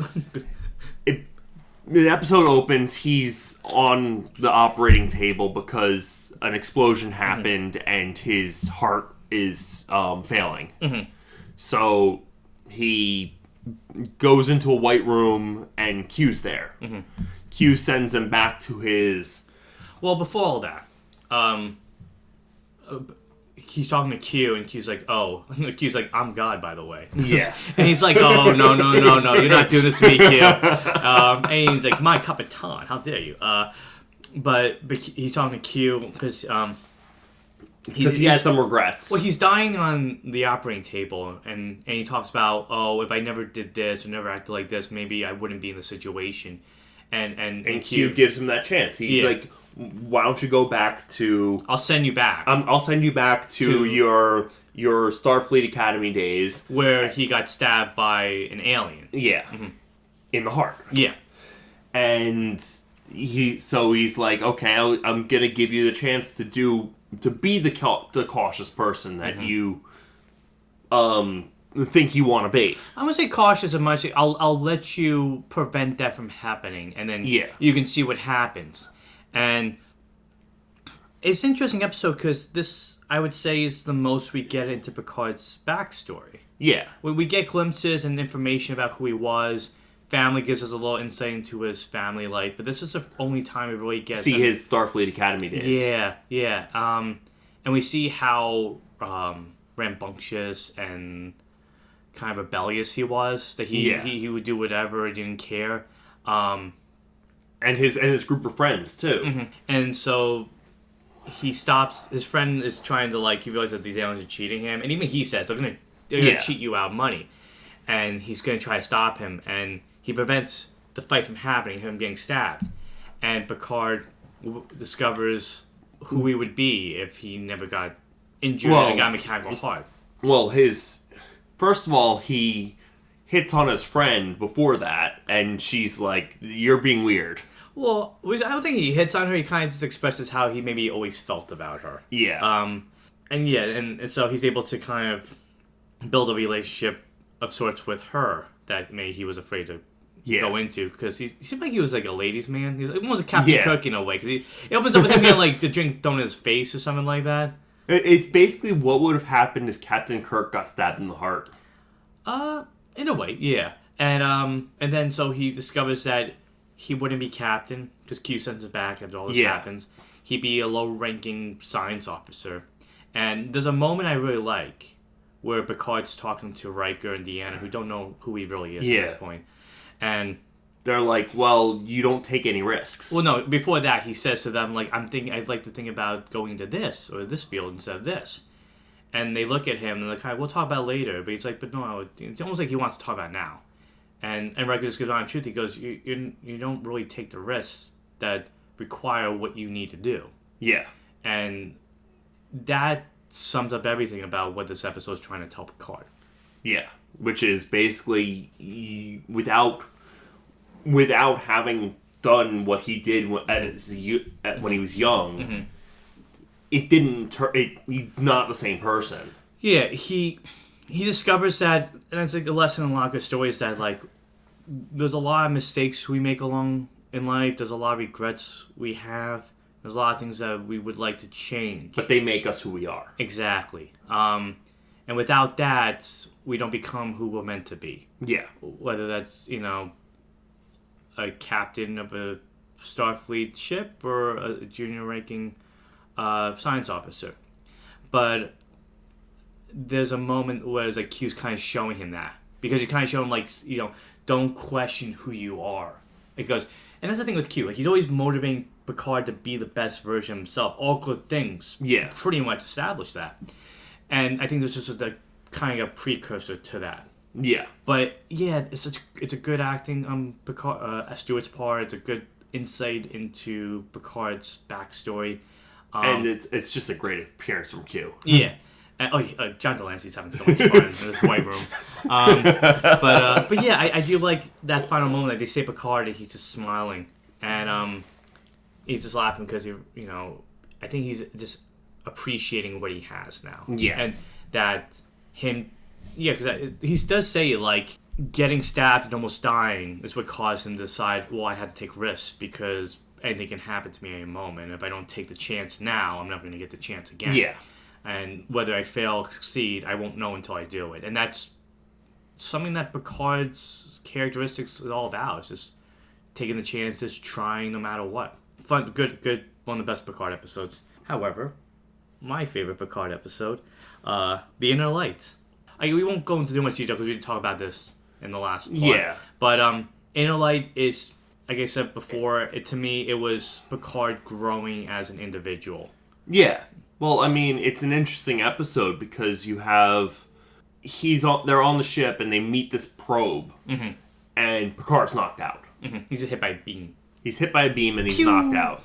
Yeah. And he wakes up and he's on this planet... And with a family, a wife... Well, he doesn't have the family yet. No, he has a wife. He has a wife. Yeah. And throughout, he's learning about this... Well, he's living this person's life. Well, he's first thing he's like, I'm Picard. I'm not whoever you're saying I am. And then, as things don't change, he kind of starts to just follow through the motions and embrace this life that he's living. Yeah. And he's starting to adjust to it. He's learning to play the flute. He's having friends. He's building a family. And all the while, the Enterprise is trying to save him. And it's interesting because there's one point where they try to bring him back, and it almost kills him in that other life. And as it goes on, he's starting to kind of understand what's important around him now. Like, he forgets later on. Yeah. But do you remember what happened in the background, Matt, of this episode while he's in this past? In this world? I forget what's happening. There's a drought happening. Oh, and they right. realize something's happening, and he discovers that that the planet's dying. Yeah, and that they don't want to really say anything. And I was reading up on this one again, and they said, like, they don't have the technology to escape the planet, but they had enough to build a probe. Yes. And the final scene, and it's, it's really sad, because, like, the final scene, you see him as an old man. Yeah. And you see him the rocket take off. And before all that's happening, he's playing with his grandson. Yeah. And you know this world's dying, and it's just like a sadness that, like, this child's not going to have a future. And none of them are going to have a future. Yeah. And what's on the probe is the memories of this one person. And the reason we discover that is because when he gets outside to see the rocket launch, he sees his wife who had died. And she's back to looking how she was before she got, she passed away. And that's when he realizes, oh, I'm the person, like, you sent this out because you don't want your society to be forgotten. Yeah. And I really like that because it shows such a compassionate mentality. Yeah. It's really sad this planet's dying, they can't do anything, but they don't want to be forgotten. And they just want one person to remember them. And this episode really has a lasting effect. It really does. Because the final scene when he wakes up and he discovers that he's been living like what? Like, how would you say? Like at least a couple decades. Yeah. That's only been 25 minutes on the bridge. Like for that time passed so much longer where he was. But the last thing he gets is a gift, and it's a flute. Yeah. And he's holding it so preciously that we never see, even with Picard's fancy archaeology artifacts, that him embrace in the same way. Yeah, he basically it's a memory of this whole planet, and it's sad. And it's a way the structure is really good because as it, like each thing is jumping 5 years every act break, it's just they allow you to pick up what's going on. And Patrick Stewart again, like he does another fantastic performance. And this time I think it's even more interesting because he's not playing a captain; he's just playing a person. Yeah, and you're seeing that person grow, feel, be happy at moments, be sad, all in the span of like 45 minutes. Really, But and that's why like when he's holding that flute, it's just kind of like, because how do you forget that? How do you forget living a whole lifetime of memories with a lifetime, and just because you're back to where you were, you won't. And that flute, like I said, it comes back. I'm glad even the showrunners didn't forget about this because he plays it at times. There's the one episode where he keeps being interrupted, remember? Yeah. So he keep walking in and he's like, I'm never going to get this. But also later on when he meets the science officer that he falls in love with, he's playing the flute and he's telling her about what happened. And it's almost like a secret that he never really shared with anybody. So it really shows how connected he was to that moment and how effective it was as an episode and for his character arc going forward. Yeah. So, yeah. It's one of the best episodes, period. Yeah, so definitely, like, Drumhead, Tapestry, and Inner Light are, like, the three to really watch if you want to see why Picard's one of the most interesting characters on Star Trek Next Generation and Star Trek in general. Yeah. Okay, so, I mean, we could just... are there any other ones that you want to mention, like, as a side note, that you think people should check out? Well, I mean, there's Who Watches the Watchers because it's really a fun Prime Directive episode, and honestly, any Prime Directive episode is worth checking out. It's such like a how do they get themselves out of the situation? That's what makes those episodes really fun. Yeah. The Royale's a fun adventure episode. I really like that one. Yeah. So the setup of that one was that they discover like a mysterious hotel. They find a spacecraft, and the spacecraft is on a. Well, the spacecraft's from Earth. Yeah. But it's on this random planet. And when they go down, they discover just like a black void with a revolving door. That sign says, "Oh yeah." They walk in, and it's a casino. And I like that episode. And I don't want to spoil it too much. I would say watch it on your own. Yeah. But I like because it had a Twilight Zone feel to it. It really was. It was really just a fun, like mystery episode set on in a weird casino. It's just so out of place. In the middle of nowhere. It's just so out of place because you're just like, this it was a Riker, Data, and Worf. Yeah. I also recommend this episode because if you want to see Data in a cowboy hat, this is the episode to watch. Yeah. Oh. Clues. Yeah, no, I want to make a clues because that I like these Enterprise mystery episodes a lot. Yeah, they're fun. And it's just because they generally involve the whole cast. And granted, I do like my episodes with a certain character here and there, but when you have the whole cast involved, it's fun. Clues, the setup of that one was that they go to a planet, but then they wake up with no memory of what happened. They think a few seconds have passed, and then they start to discover no more time has passed. Why? What happened? And Data's being very secretive because he's the only one that has answers to it. Yeah. The way it plays out is very fun, and there's a nice little kind of lesson or idea that put forward that puts the whole mystery into an interesting context. Yeah. Once again, it's a speech by Picard. No doubt. And cause and effect. Mm-hmm. Yeah, another one, the time loop. That was one of the ones that when we were each one we were watching, I was excited for because that was the one that I heard a lot of people mention and talk about. And it's one of my favorite time loop episodes in anything ever. Yeah, so I was thinking more about it, and I think the reason why I enjoyed it was it presented the time loop in a way where the information is slowly being presented to you, and the way they kind of understand how they're in a time loop and how they get out of it, it's just really, really clever and interesting. It's I mean, there's a lot of time travel on Star Trek, but this is one of the way it sounds very clever. It's probably my favorite, not even just Star Trek time travel episodes. It's one of my favorite, in media, period. Yeah, I would put this up there with something like Predestination or Looper. Yeah. And also, one reason to watch it is for a special cameo at the very end of the episode. Yes. So to find out who that is, we recommend you watch it because we don't want to spoil it. I don't think they show up in anything else, do they? No. Okay. But it's still fun to see. And I will end one last note. Relics. And that's the episode where Scotty shows up. Right. And as much as I was talking a lot about Unification, and I do like Unification, I would say the cameo of Scotty and his story was my favorite too. It's not even just a cameo. He is the main character of that episode. Yeah, I mean the guest star, I should say. Yeah. But among all the TOS guest stars that we've had on, Granted McCoy was literally a cameo. Scotty's was my favorite because you have this person who was a essential part of a team on the Enterprise for years.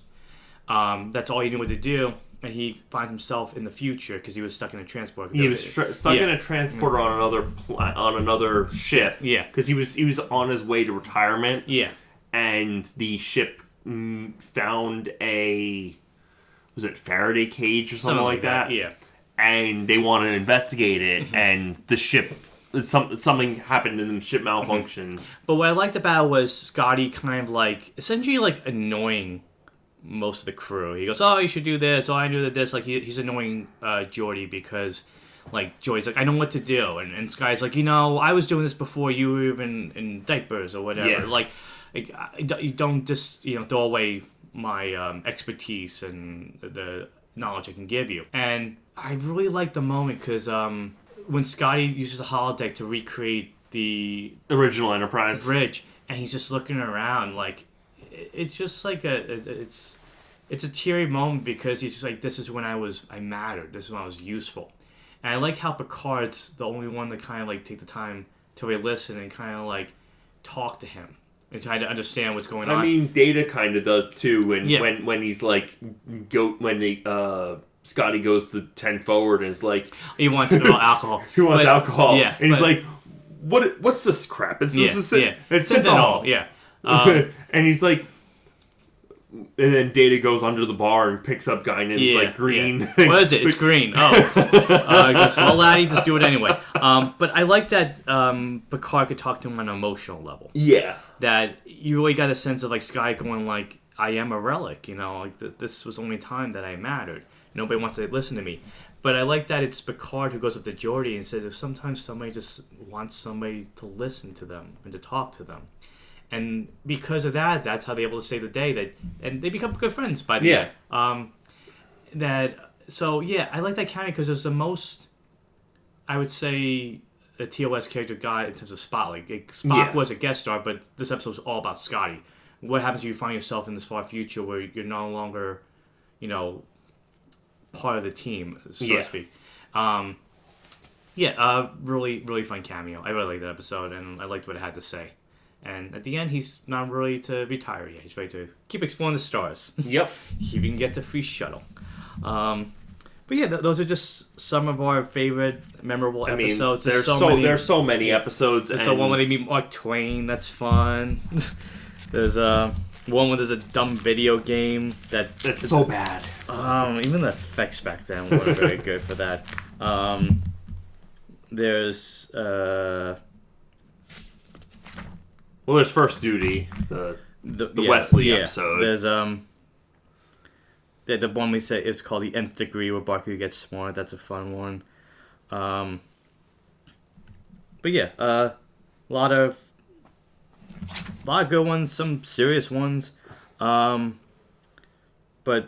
definitely, the fun part of and a good variety. Yeah, like, not too many episodes feel too similar. Yeah, and the fun thing with Star Trek is, if you happen to see it on TV or streaming, and you just want to pick a random episode, you're able to. Yeah, you just tune right in. Unless it's a two-parter, it doesn't have any bearing for the most part. No, yeah.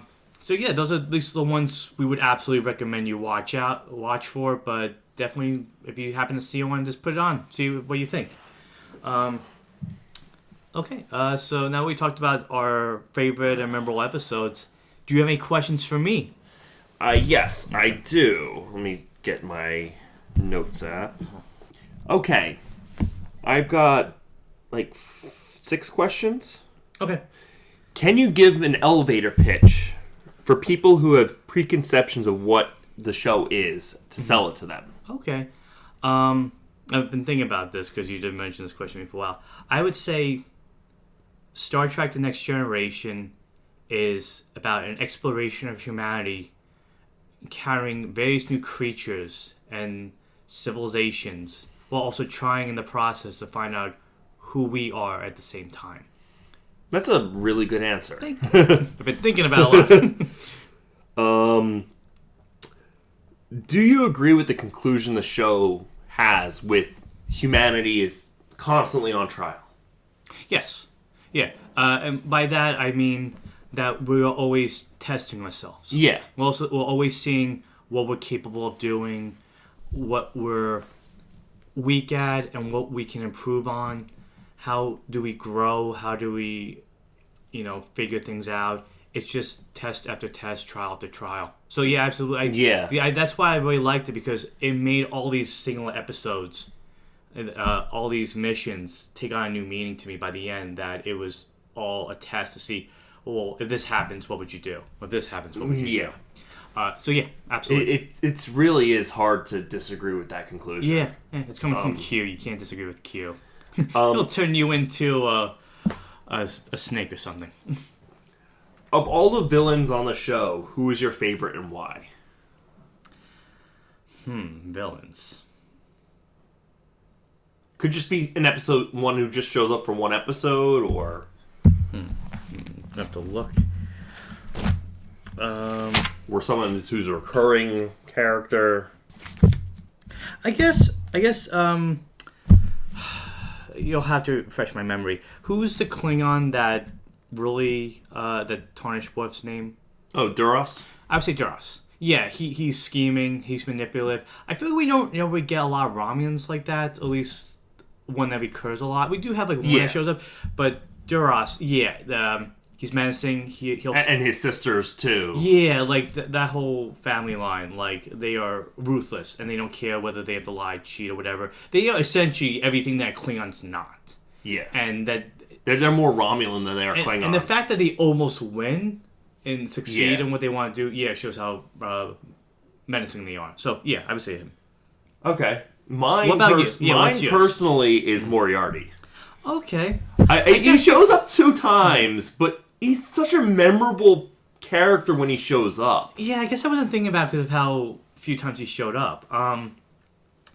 He's interesting because he's a villain that, it's hard to defeat. Yeah. He's a program. He can think anything and do anything, especially being in control of the holodeck. And Ship in the Bottle, it shows on full display not only the actor doing so well in that role, but how Moriarty thinks on so many different levels.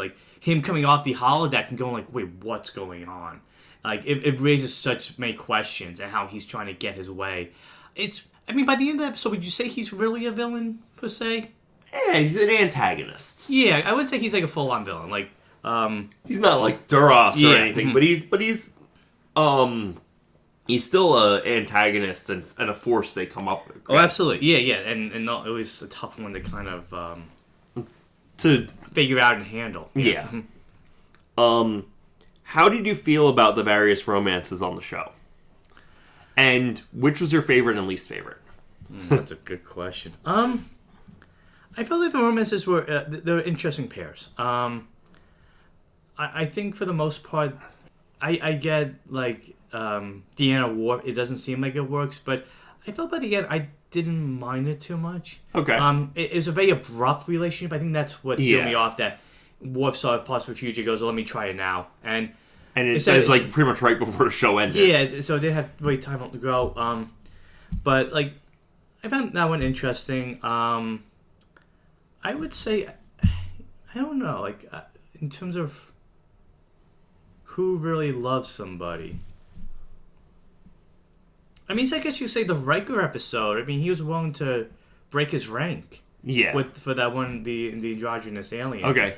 I would say that was the most people went left for love. Right. But I don't know. I don't have like a solid answer really for that. I felt the romances were interesting. The way they paired characters together. It actually, in a weird way, I would say the Data and that the ensign that he was trying to help. Okay. I found that the most interesting because I think both learned a little bit about themselves, and it was kind of like funny to see like, oh, Data, you're good. Like he's like not even doing anything, and then the end's like, oh, don't, you're just like my mother. It's like, what are you talking about? I don't know. That's what people say, right? Okay. Yeah. Mine is probably Vash and Picard. Okay. Because they are so opposite. Mm-hmm. I guess I saw that more as a fling than a relationship. But yeah, I think that's what makes them fun. Yeah. That there's just two opposites. And I like that she kind of like did what kind of Q did. I guess it makes sense that when she jumps with Q, because they both have the same type of personality, that they will be very spontaneous, if you will. But yeah, I don't know. Let me look again. I mean, I could say Beverly and the Ghost. that was the weirdest relationship. But yeah, that was definitely awkward. But yeah, I don't have a complete answer. I guess because I see a lot of the romances not being very permanent. Yeah. And more like flings.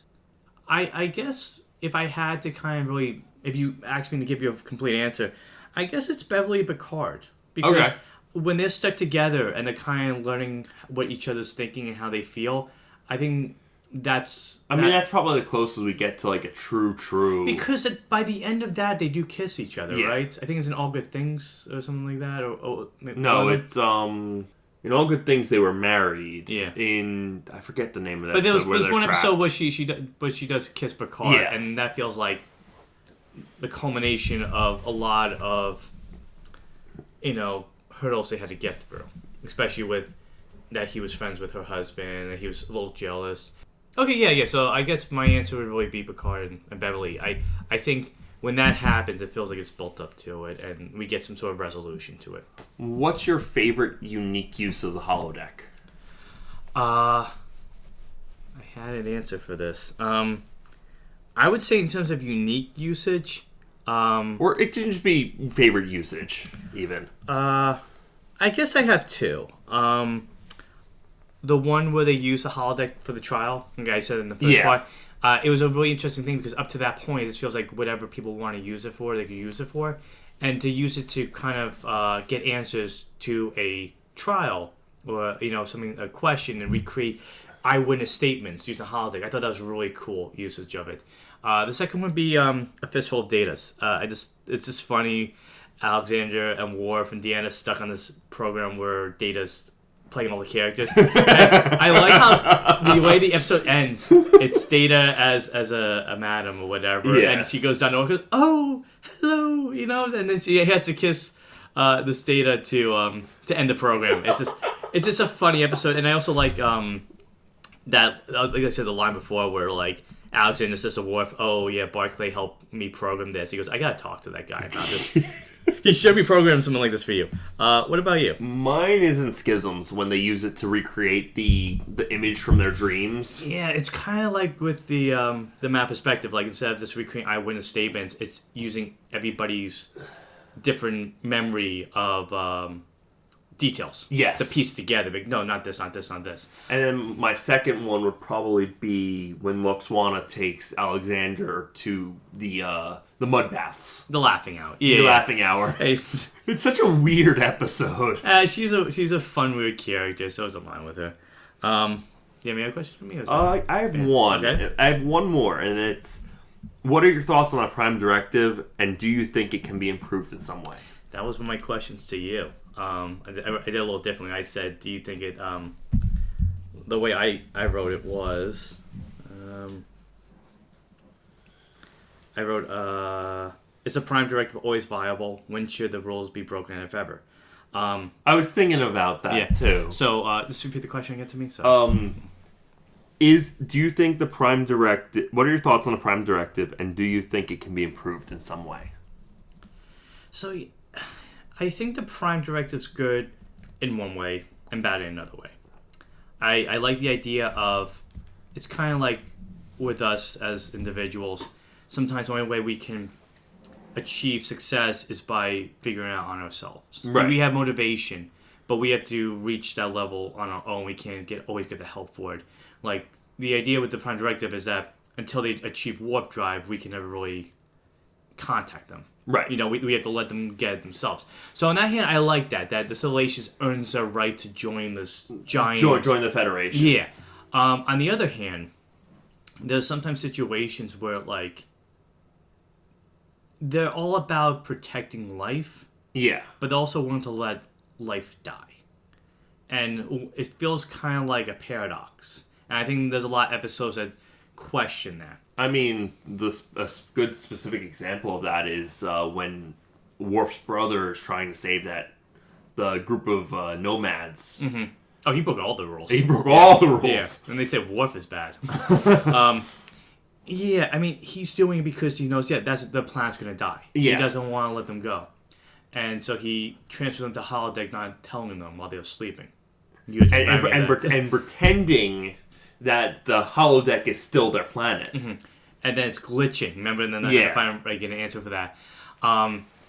So I don't think he went about that the right way, but it makes it very complicated when you're all about protecting all life. Like Picard, like I said, it's all about us as a life form. We have to respect them. We have to value them.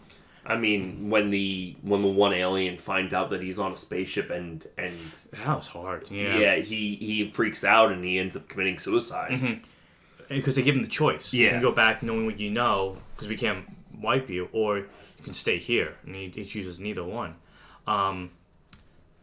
So I feel like I said, the Prime Directive is good for a civilization to allow them to earn the right and figure it out on their own to be part of a larger world. Well, like truly primitive ones that aren't, and that can't save themselves. Yeah, and I guess there's situations where if something's like so bad that that they know that they'll never be able to achieve this. Yeah, maybe.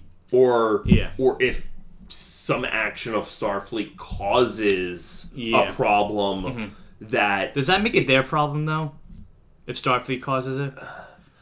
I mean, when Starfleet causes the problem, then that means that they already violated the Prime Directive. Mm-hmm, mm-hmm. So I guess fixing it is the best way to... So it's almost like the only way they can save somebody is that they cause the problem to begin with. Yeah. Like the Who Watches the Watchers episode. I mean, that's how I feel. What about you? Do you feel like there are times when it's good? And I feel like it's not always viable. It really should be a case by case basis instead of an catch-all, end-all, be-all. Mm-hmm. Like just because you're under Federation protection and your planet's being destroyed or gonna dealing with some cataclysmic event, they shouldn't come by to save you. You know, it's almost like and that's the thing, because if it's almost like the Federation's to save them, then maybe the Kardashians will take it over, or the or they're Klingons. Yeah. Because none of those have a prime directive. Yeah. I guess that's what makes them a little bit more... I guess the Klingons are a little bit more respectful to the Federation at this point. Yeah. But like Cardassians and Ferengi, they'll take They'll just invade. Yeah. Or in the Ferengi case, try and sell them the solution. We'll save you for a price. The shipping Gold! Shipping and handling is included, though. So, yeah, it's a very complicated question. I feel like I'm excited to see how... I feel like there's never a really clear answer.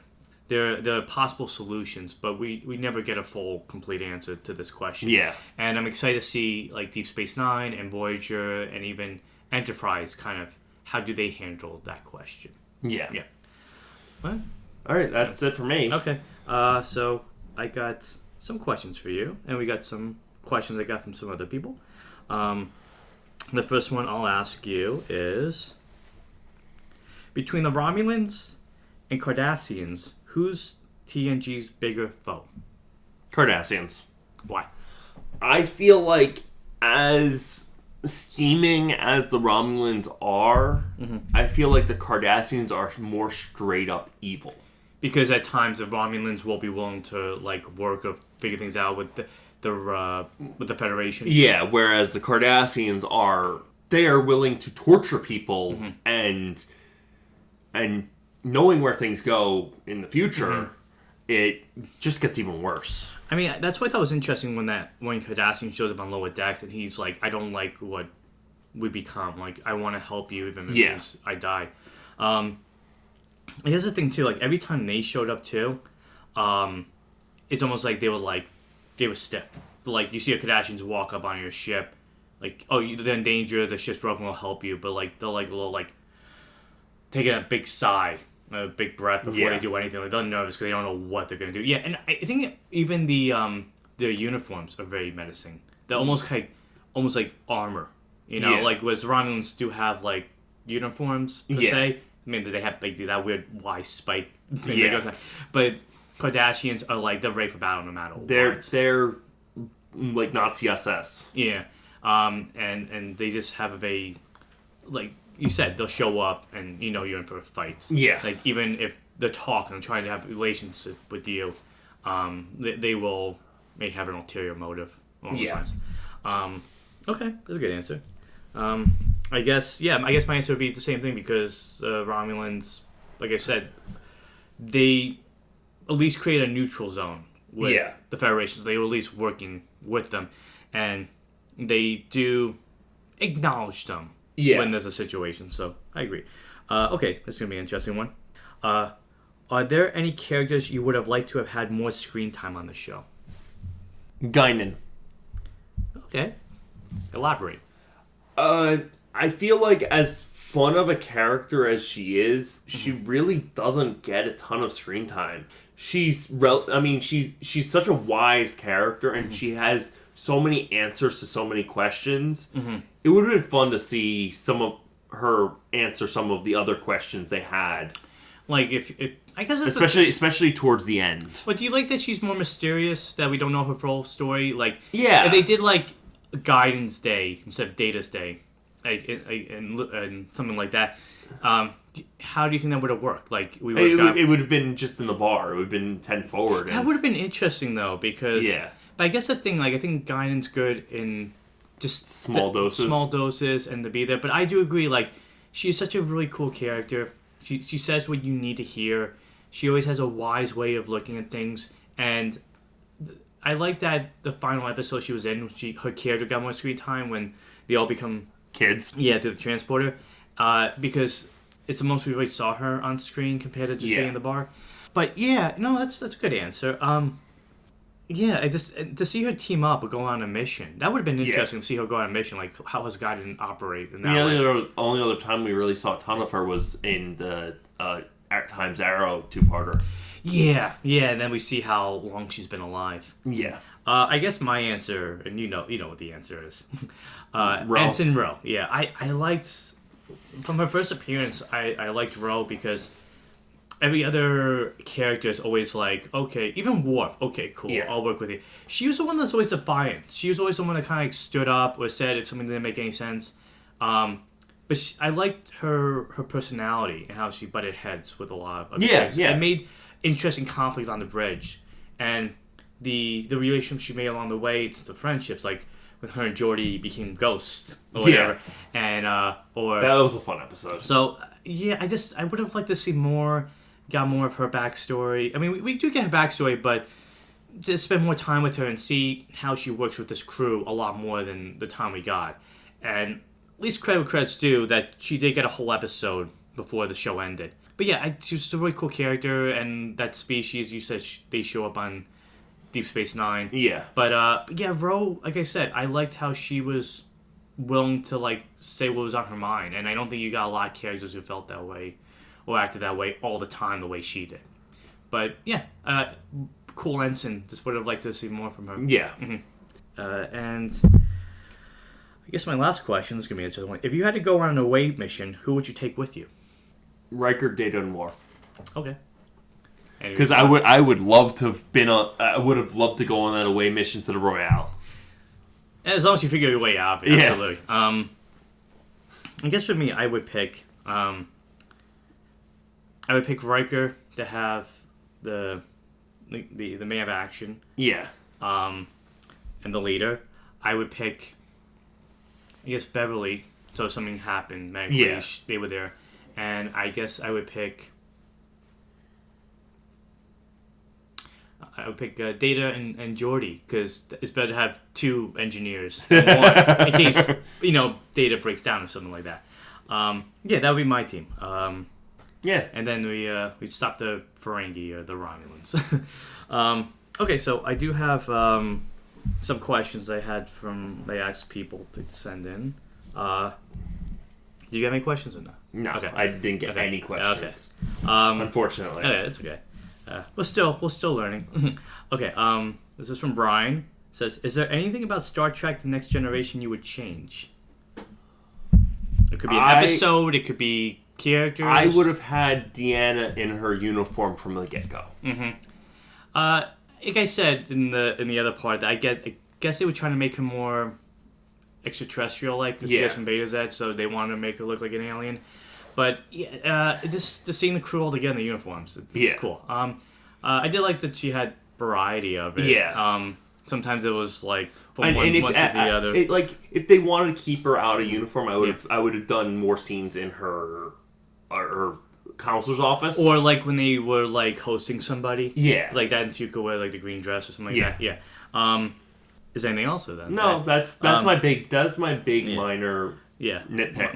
My short answer is I think I said this in the last episode part, but I would have liked if Geordi got more than just like the love stories a lot of times. Yeah. If he had, because Data has a lot of episodes where he's dealing with something technical. Yeah. And we do get that close enough with when he thinks his mom's alive. But I would have liked to see Geordi really kind of dealing more with technical issues. Yeah, like suddenly like everybody on the ship is asleep or whatever, and the ship's breaking down, and he's the only one that can fix it. Suddenly he has to be captain, engineer, or something like that, or maybe there's another crew member that's there to help him. But I mean, he is such a good problem solver, and the way he thinks to fix these solutions is just, it comes easily to him, even if it takes work. But it would have been really cool to give him his own mystery episode. I mean, he had the episode where him and Ro were ghosts. Yeah, so if he got more episodes like that, I would say that would have been more interesting instead of just, here's a technical issue. Oh, by the way, here's some lady. Oh, and I think the closest we really got to that, like I said, was Identity Crisis, where someone was changing in him and he had to figure it out. So we got more episodes like the transport accident, malfunction with him and Ro, or the thing with the virus. It would have made the character even better. Yeah. He's a cool character. I just wish he had more stories to go along with his time on the show. He really did get the weakest stories. Yeah. For most part. Okay, so my long answer is there's one episode. I wrote it down, and literally when I got this question, I watched the episode. It was Starship Mines, Season 6, Episode 18. Okay. These a group of thieves break onto the Enterprise and are trying to steal something from it. Okay. I think the crystals. And Picard is the only one still on board because he had to get his saddle. He had to get a saddle. And he poses against the barber, and he's able to take them down one by one. I would have made that a Worf episode. Because it doesn't really fit a Picard. No, because that's the thing. Like I saw, and I had people say to me, like as the show went on, Picard would get more action episodes. I think it was because Patrick Stewart wanted more action roles. Probably. But in this situation, in this episode in particular, I would have liked Worf because we all joked that, Worf's not the best security officer. He gets phaser shot at. He gets knocked down a lot. He gets taken out by barrels. Yeah. And, hey, I like that episode. But this would have been the episode to be like, well, why is this guy chief security? And to him to be the one who's undercover and taking them out one by one and trying to save the ship. And he goes, oh, that's why. Yeah. That's why. Because, he has these abilities. He's able to think in terms of protection and defense. Yeah. It just would have made more sense. And I think it would have been cool to see Worf and Michael Dorn get a really spotlight action episode. Yeah. So that's one episode I would have changed. I mean, it was a fun episode for what it was. Yeah. But it just could have been better. It could have been better. Yeah. Yeah. Okay. This next question comes from Brandon. This was actually to me, but I'll actually to you. What makes the Next Generation more special than the original series? Or different, if I could say different. Personally, I think for me, it was my first Star Trek. Okay. And it'll always hold that special spot in my heart. But honestly, it's got such a variety of stories. Whereas the original series, from what I've seen, didn't have nearly the variety that... It had a variety, but I think this show is able to kind of like take it into new directions. Yeah. And kind of experiment with storytelling like the inner light or cause and effect in a way that the original series had to kind of adhere to television at the time. Yeah. For me, what makes it more special is the fact that this crew, it's not just a crew, it's not just a trio of friends. It's the entire crew. It's the entire crew. And they are a family. Yeah, and that's what really stood out to me as the first season progressed, especially because most of them were ensemble episodes, that, we got a full, well-rounded view of this crew. Like, in the original series, we know, Uhura is communication, we know Sulu is navigation, but we know that's what they do. But most of the time it's spent on Kirk, Spock, and Bones. Yeah. And that's the relationships and the friendships we see the most. And anything else is just kind of like a good coworker. I mean, granted, they are a team. Don't get me wrong. But with Next Generation, I think they try to capture that, maybe what they were trying to do with the original series. Like, this crew needs to feel like a complete unit. And you really get that sense of a family bond between all of them. They fight with each other. They laugh with each other. Sometimes they play poker together. Yeah. But it was just the sense of, I got a better view of how this crew works. Yeah. Rather than just, that guy's there, and that's what he does. Oh, well, he's not doing that. Oh, he's on the holodeck doing that. Or, they talk to their family. Or, like, Deanna's mother shows up. Like, we get such a deeper insight into their lives. And that's something that stood out to me, too, was just, like I said, the work-life balance. Yeah. And I think that made such a difference with Next Generation, that it has to be more than just this crew on this mission. Who are they when they're off the bridge? And what do they do? Yeah, like Riker plays jazz, or Worf is training every day in the holodeck to be a better Klingon, or Beverly writes plays. Yeah, they're good. Some are better than others. Yeah. But I guess that's what makes it special to me. Is just seeing how they turned the idea of a crew into more of a family. Yeah. And that's why it feels a little bit more special to me. Okay. All right. And I'll rephrase this question for you. And this last question is from Frank. It says, now that you've seen, or in your case, rewatched The Next Generation, why would you say someone who hasn't seen it should watch it? My reasoning would be, honestly, it's a pretty simple answer. It's one of the greatest TV shows ever. Period. End of story. Like, it does so much in the 7 seasons, and it's just, it's hard to put into words why it's such a special show, but the writing is fantastic.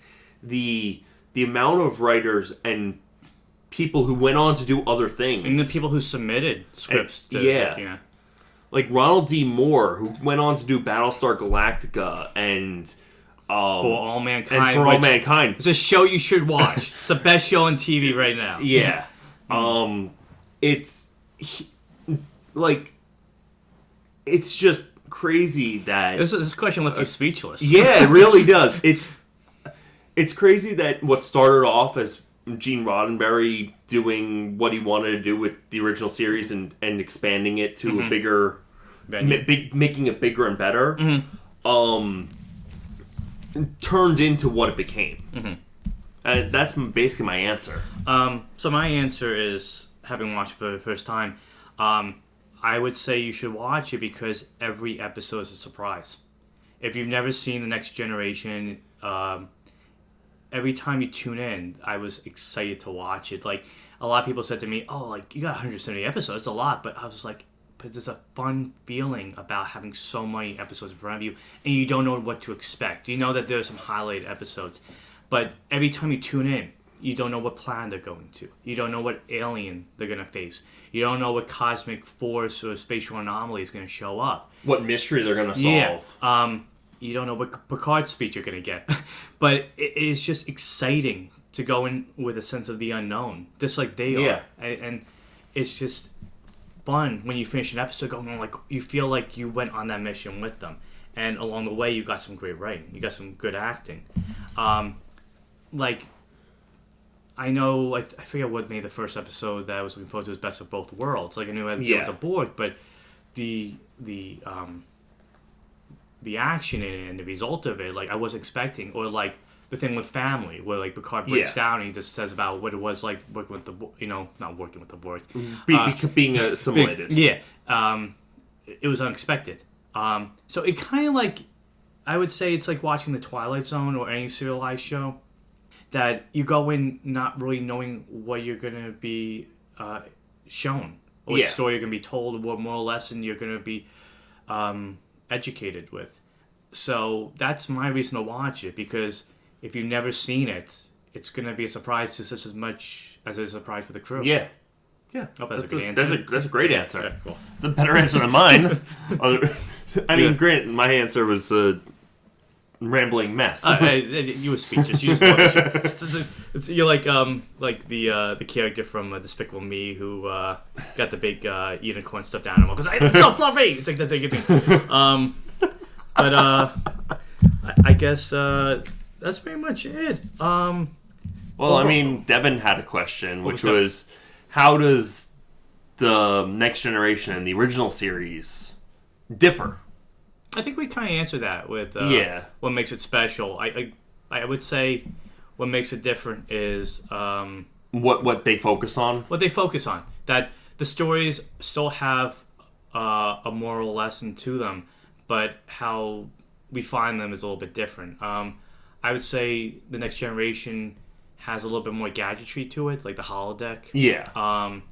But I go back to saying biggest difference is just the crew. There's a crew. Is this one feels like more like a family, and the other one it feels like a crew of friends. Okay. I mean, it's found family same way, but I feel like there's more emphasis, I should say, on it. And I guess big difference is the episodes are a little shorter. It's like when you watch the original series, like you forget how long an hour-long episode was like. Because there were barely any commercials, if any. Mm-hmm. What about you? I mean, from what you've seen. I feel like in some ways TNG episodes tend to be a little more serious for the most part. Okay. Especially when it came down to like some of the darker episodes that they did. Okay, so you would say that they were able to go deeper with some topics that the original series could only handle a little bit. Yeah, yeah. Especially since one was made in the 80s and one was made in the 60s, and in the 60s they were very cautious about... They had to use sci-fi as an allegory for something else. So people were like, oh, it's not about this. The same way the Twilight Zone was able to handle some real-world topics. All right. Yeah. Good answer. All right, I mean... Now that we wrapped it up, any last thoughts you have on the show, or? other than it's great, check it out. If you've never seen it, you're in for a treat. It's not just a great science fiction show, it's a great TV show in general. And yeah, it's a classic for a reason.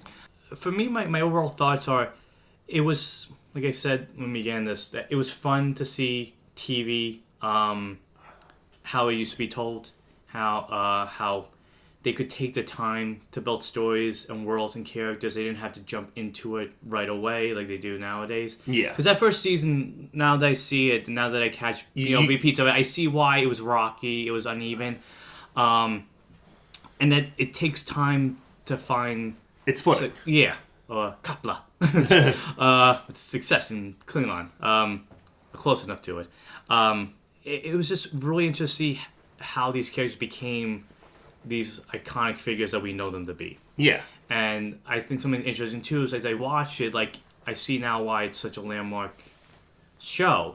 But it's interesting how along the way it's like you do find some episodes that are just like okay. Yeah. And it's nice to see a show that's its faults are part of what makes it so good sometimes. Like, the Beverly Ghost episode. It's fun, but like may not works along other episodes or some of the first season episodes, like Code of Honor.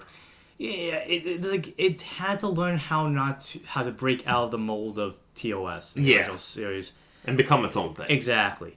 But it's just exciting to see the stories they tell, and you get so attached to these characters. Like we've been watching the show as it's recording. We're recording in September.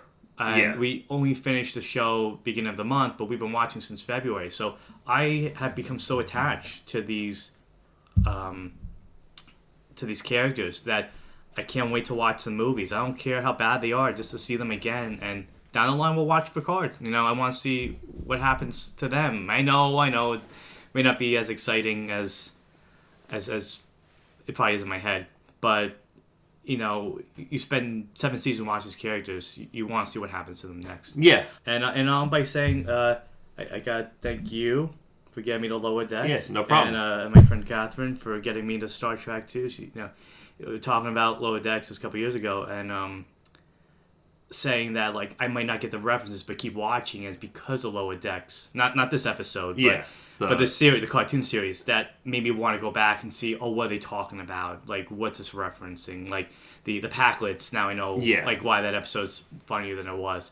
But it's been exciting. It's made me a huge Star Trek fan, and I can't wait for the next journey with the TNG movies and Deep Space Nine and Voyager and Enterprise, which, for the time being, that's probably where I'll stop. Thanks for sticking around and listening to our review of Star Trek The Next Generation. We hope you enjoyed this TV review because we plan to do more in the future. Come back next time when we start a new franchise watch with Fletch. Until franchise fatigue sets in, I'm Matt Fisher. I'm Matt Spark. For the Franchise Connection and Communication. Live long and prosper.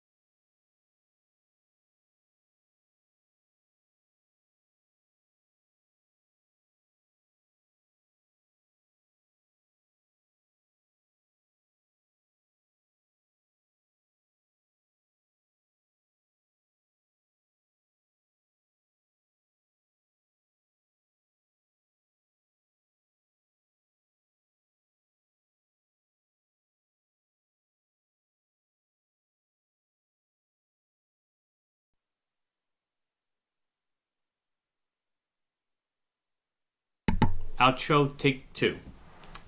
Thanks for sticking around and listening to our review of Star Trek The Next Generation. We hope you enjoyed this TV review because we plan to do more in the future. Come back next time when we start a new franchise watch with Fletch. Until franchise fatigue sets in, I'm Matt Fisher. I'm Matt Sparrow. For the Franchise Connection, live long and prosper. Live long and prosper. Bye. Bye.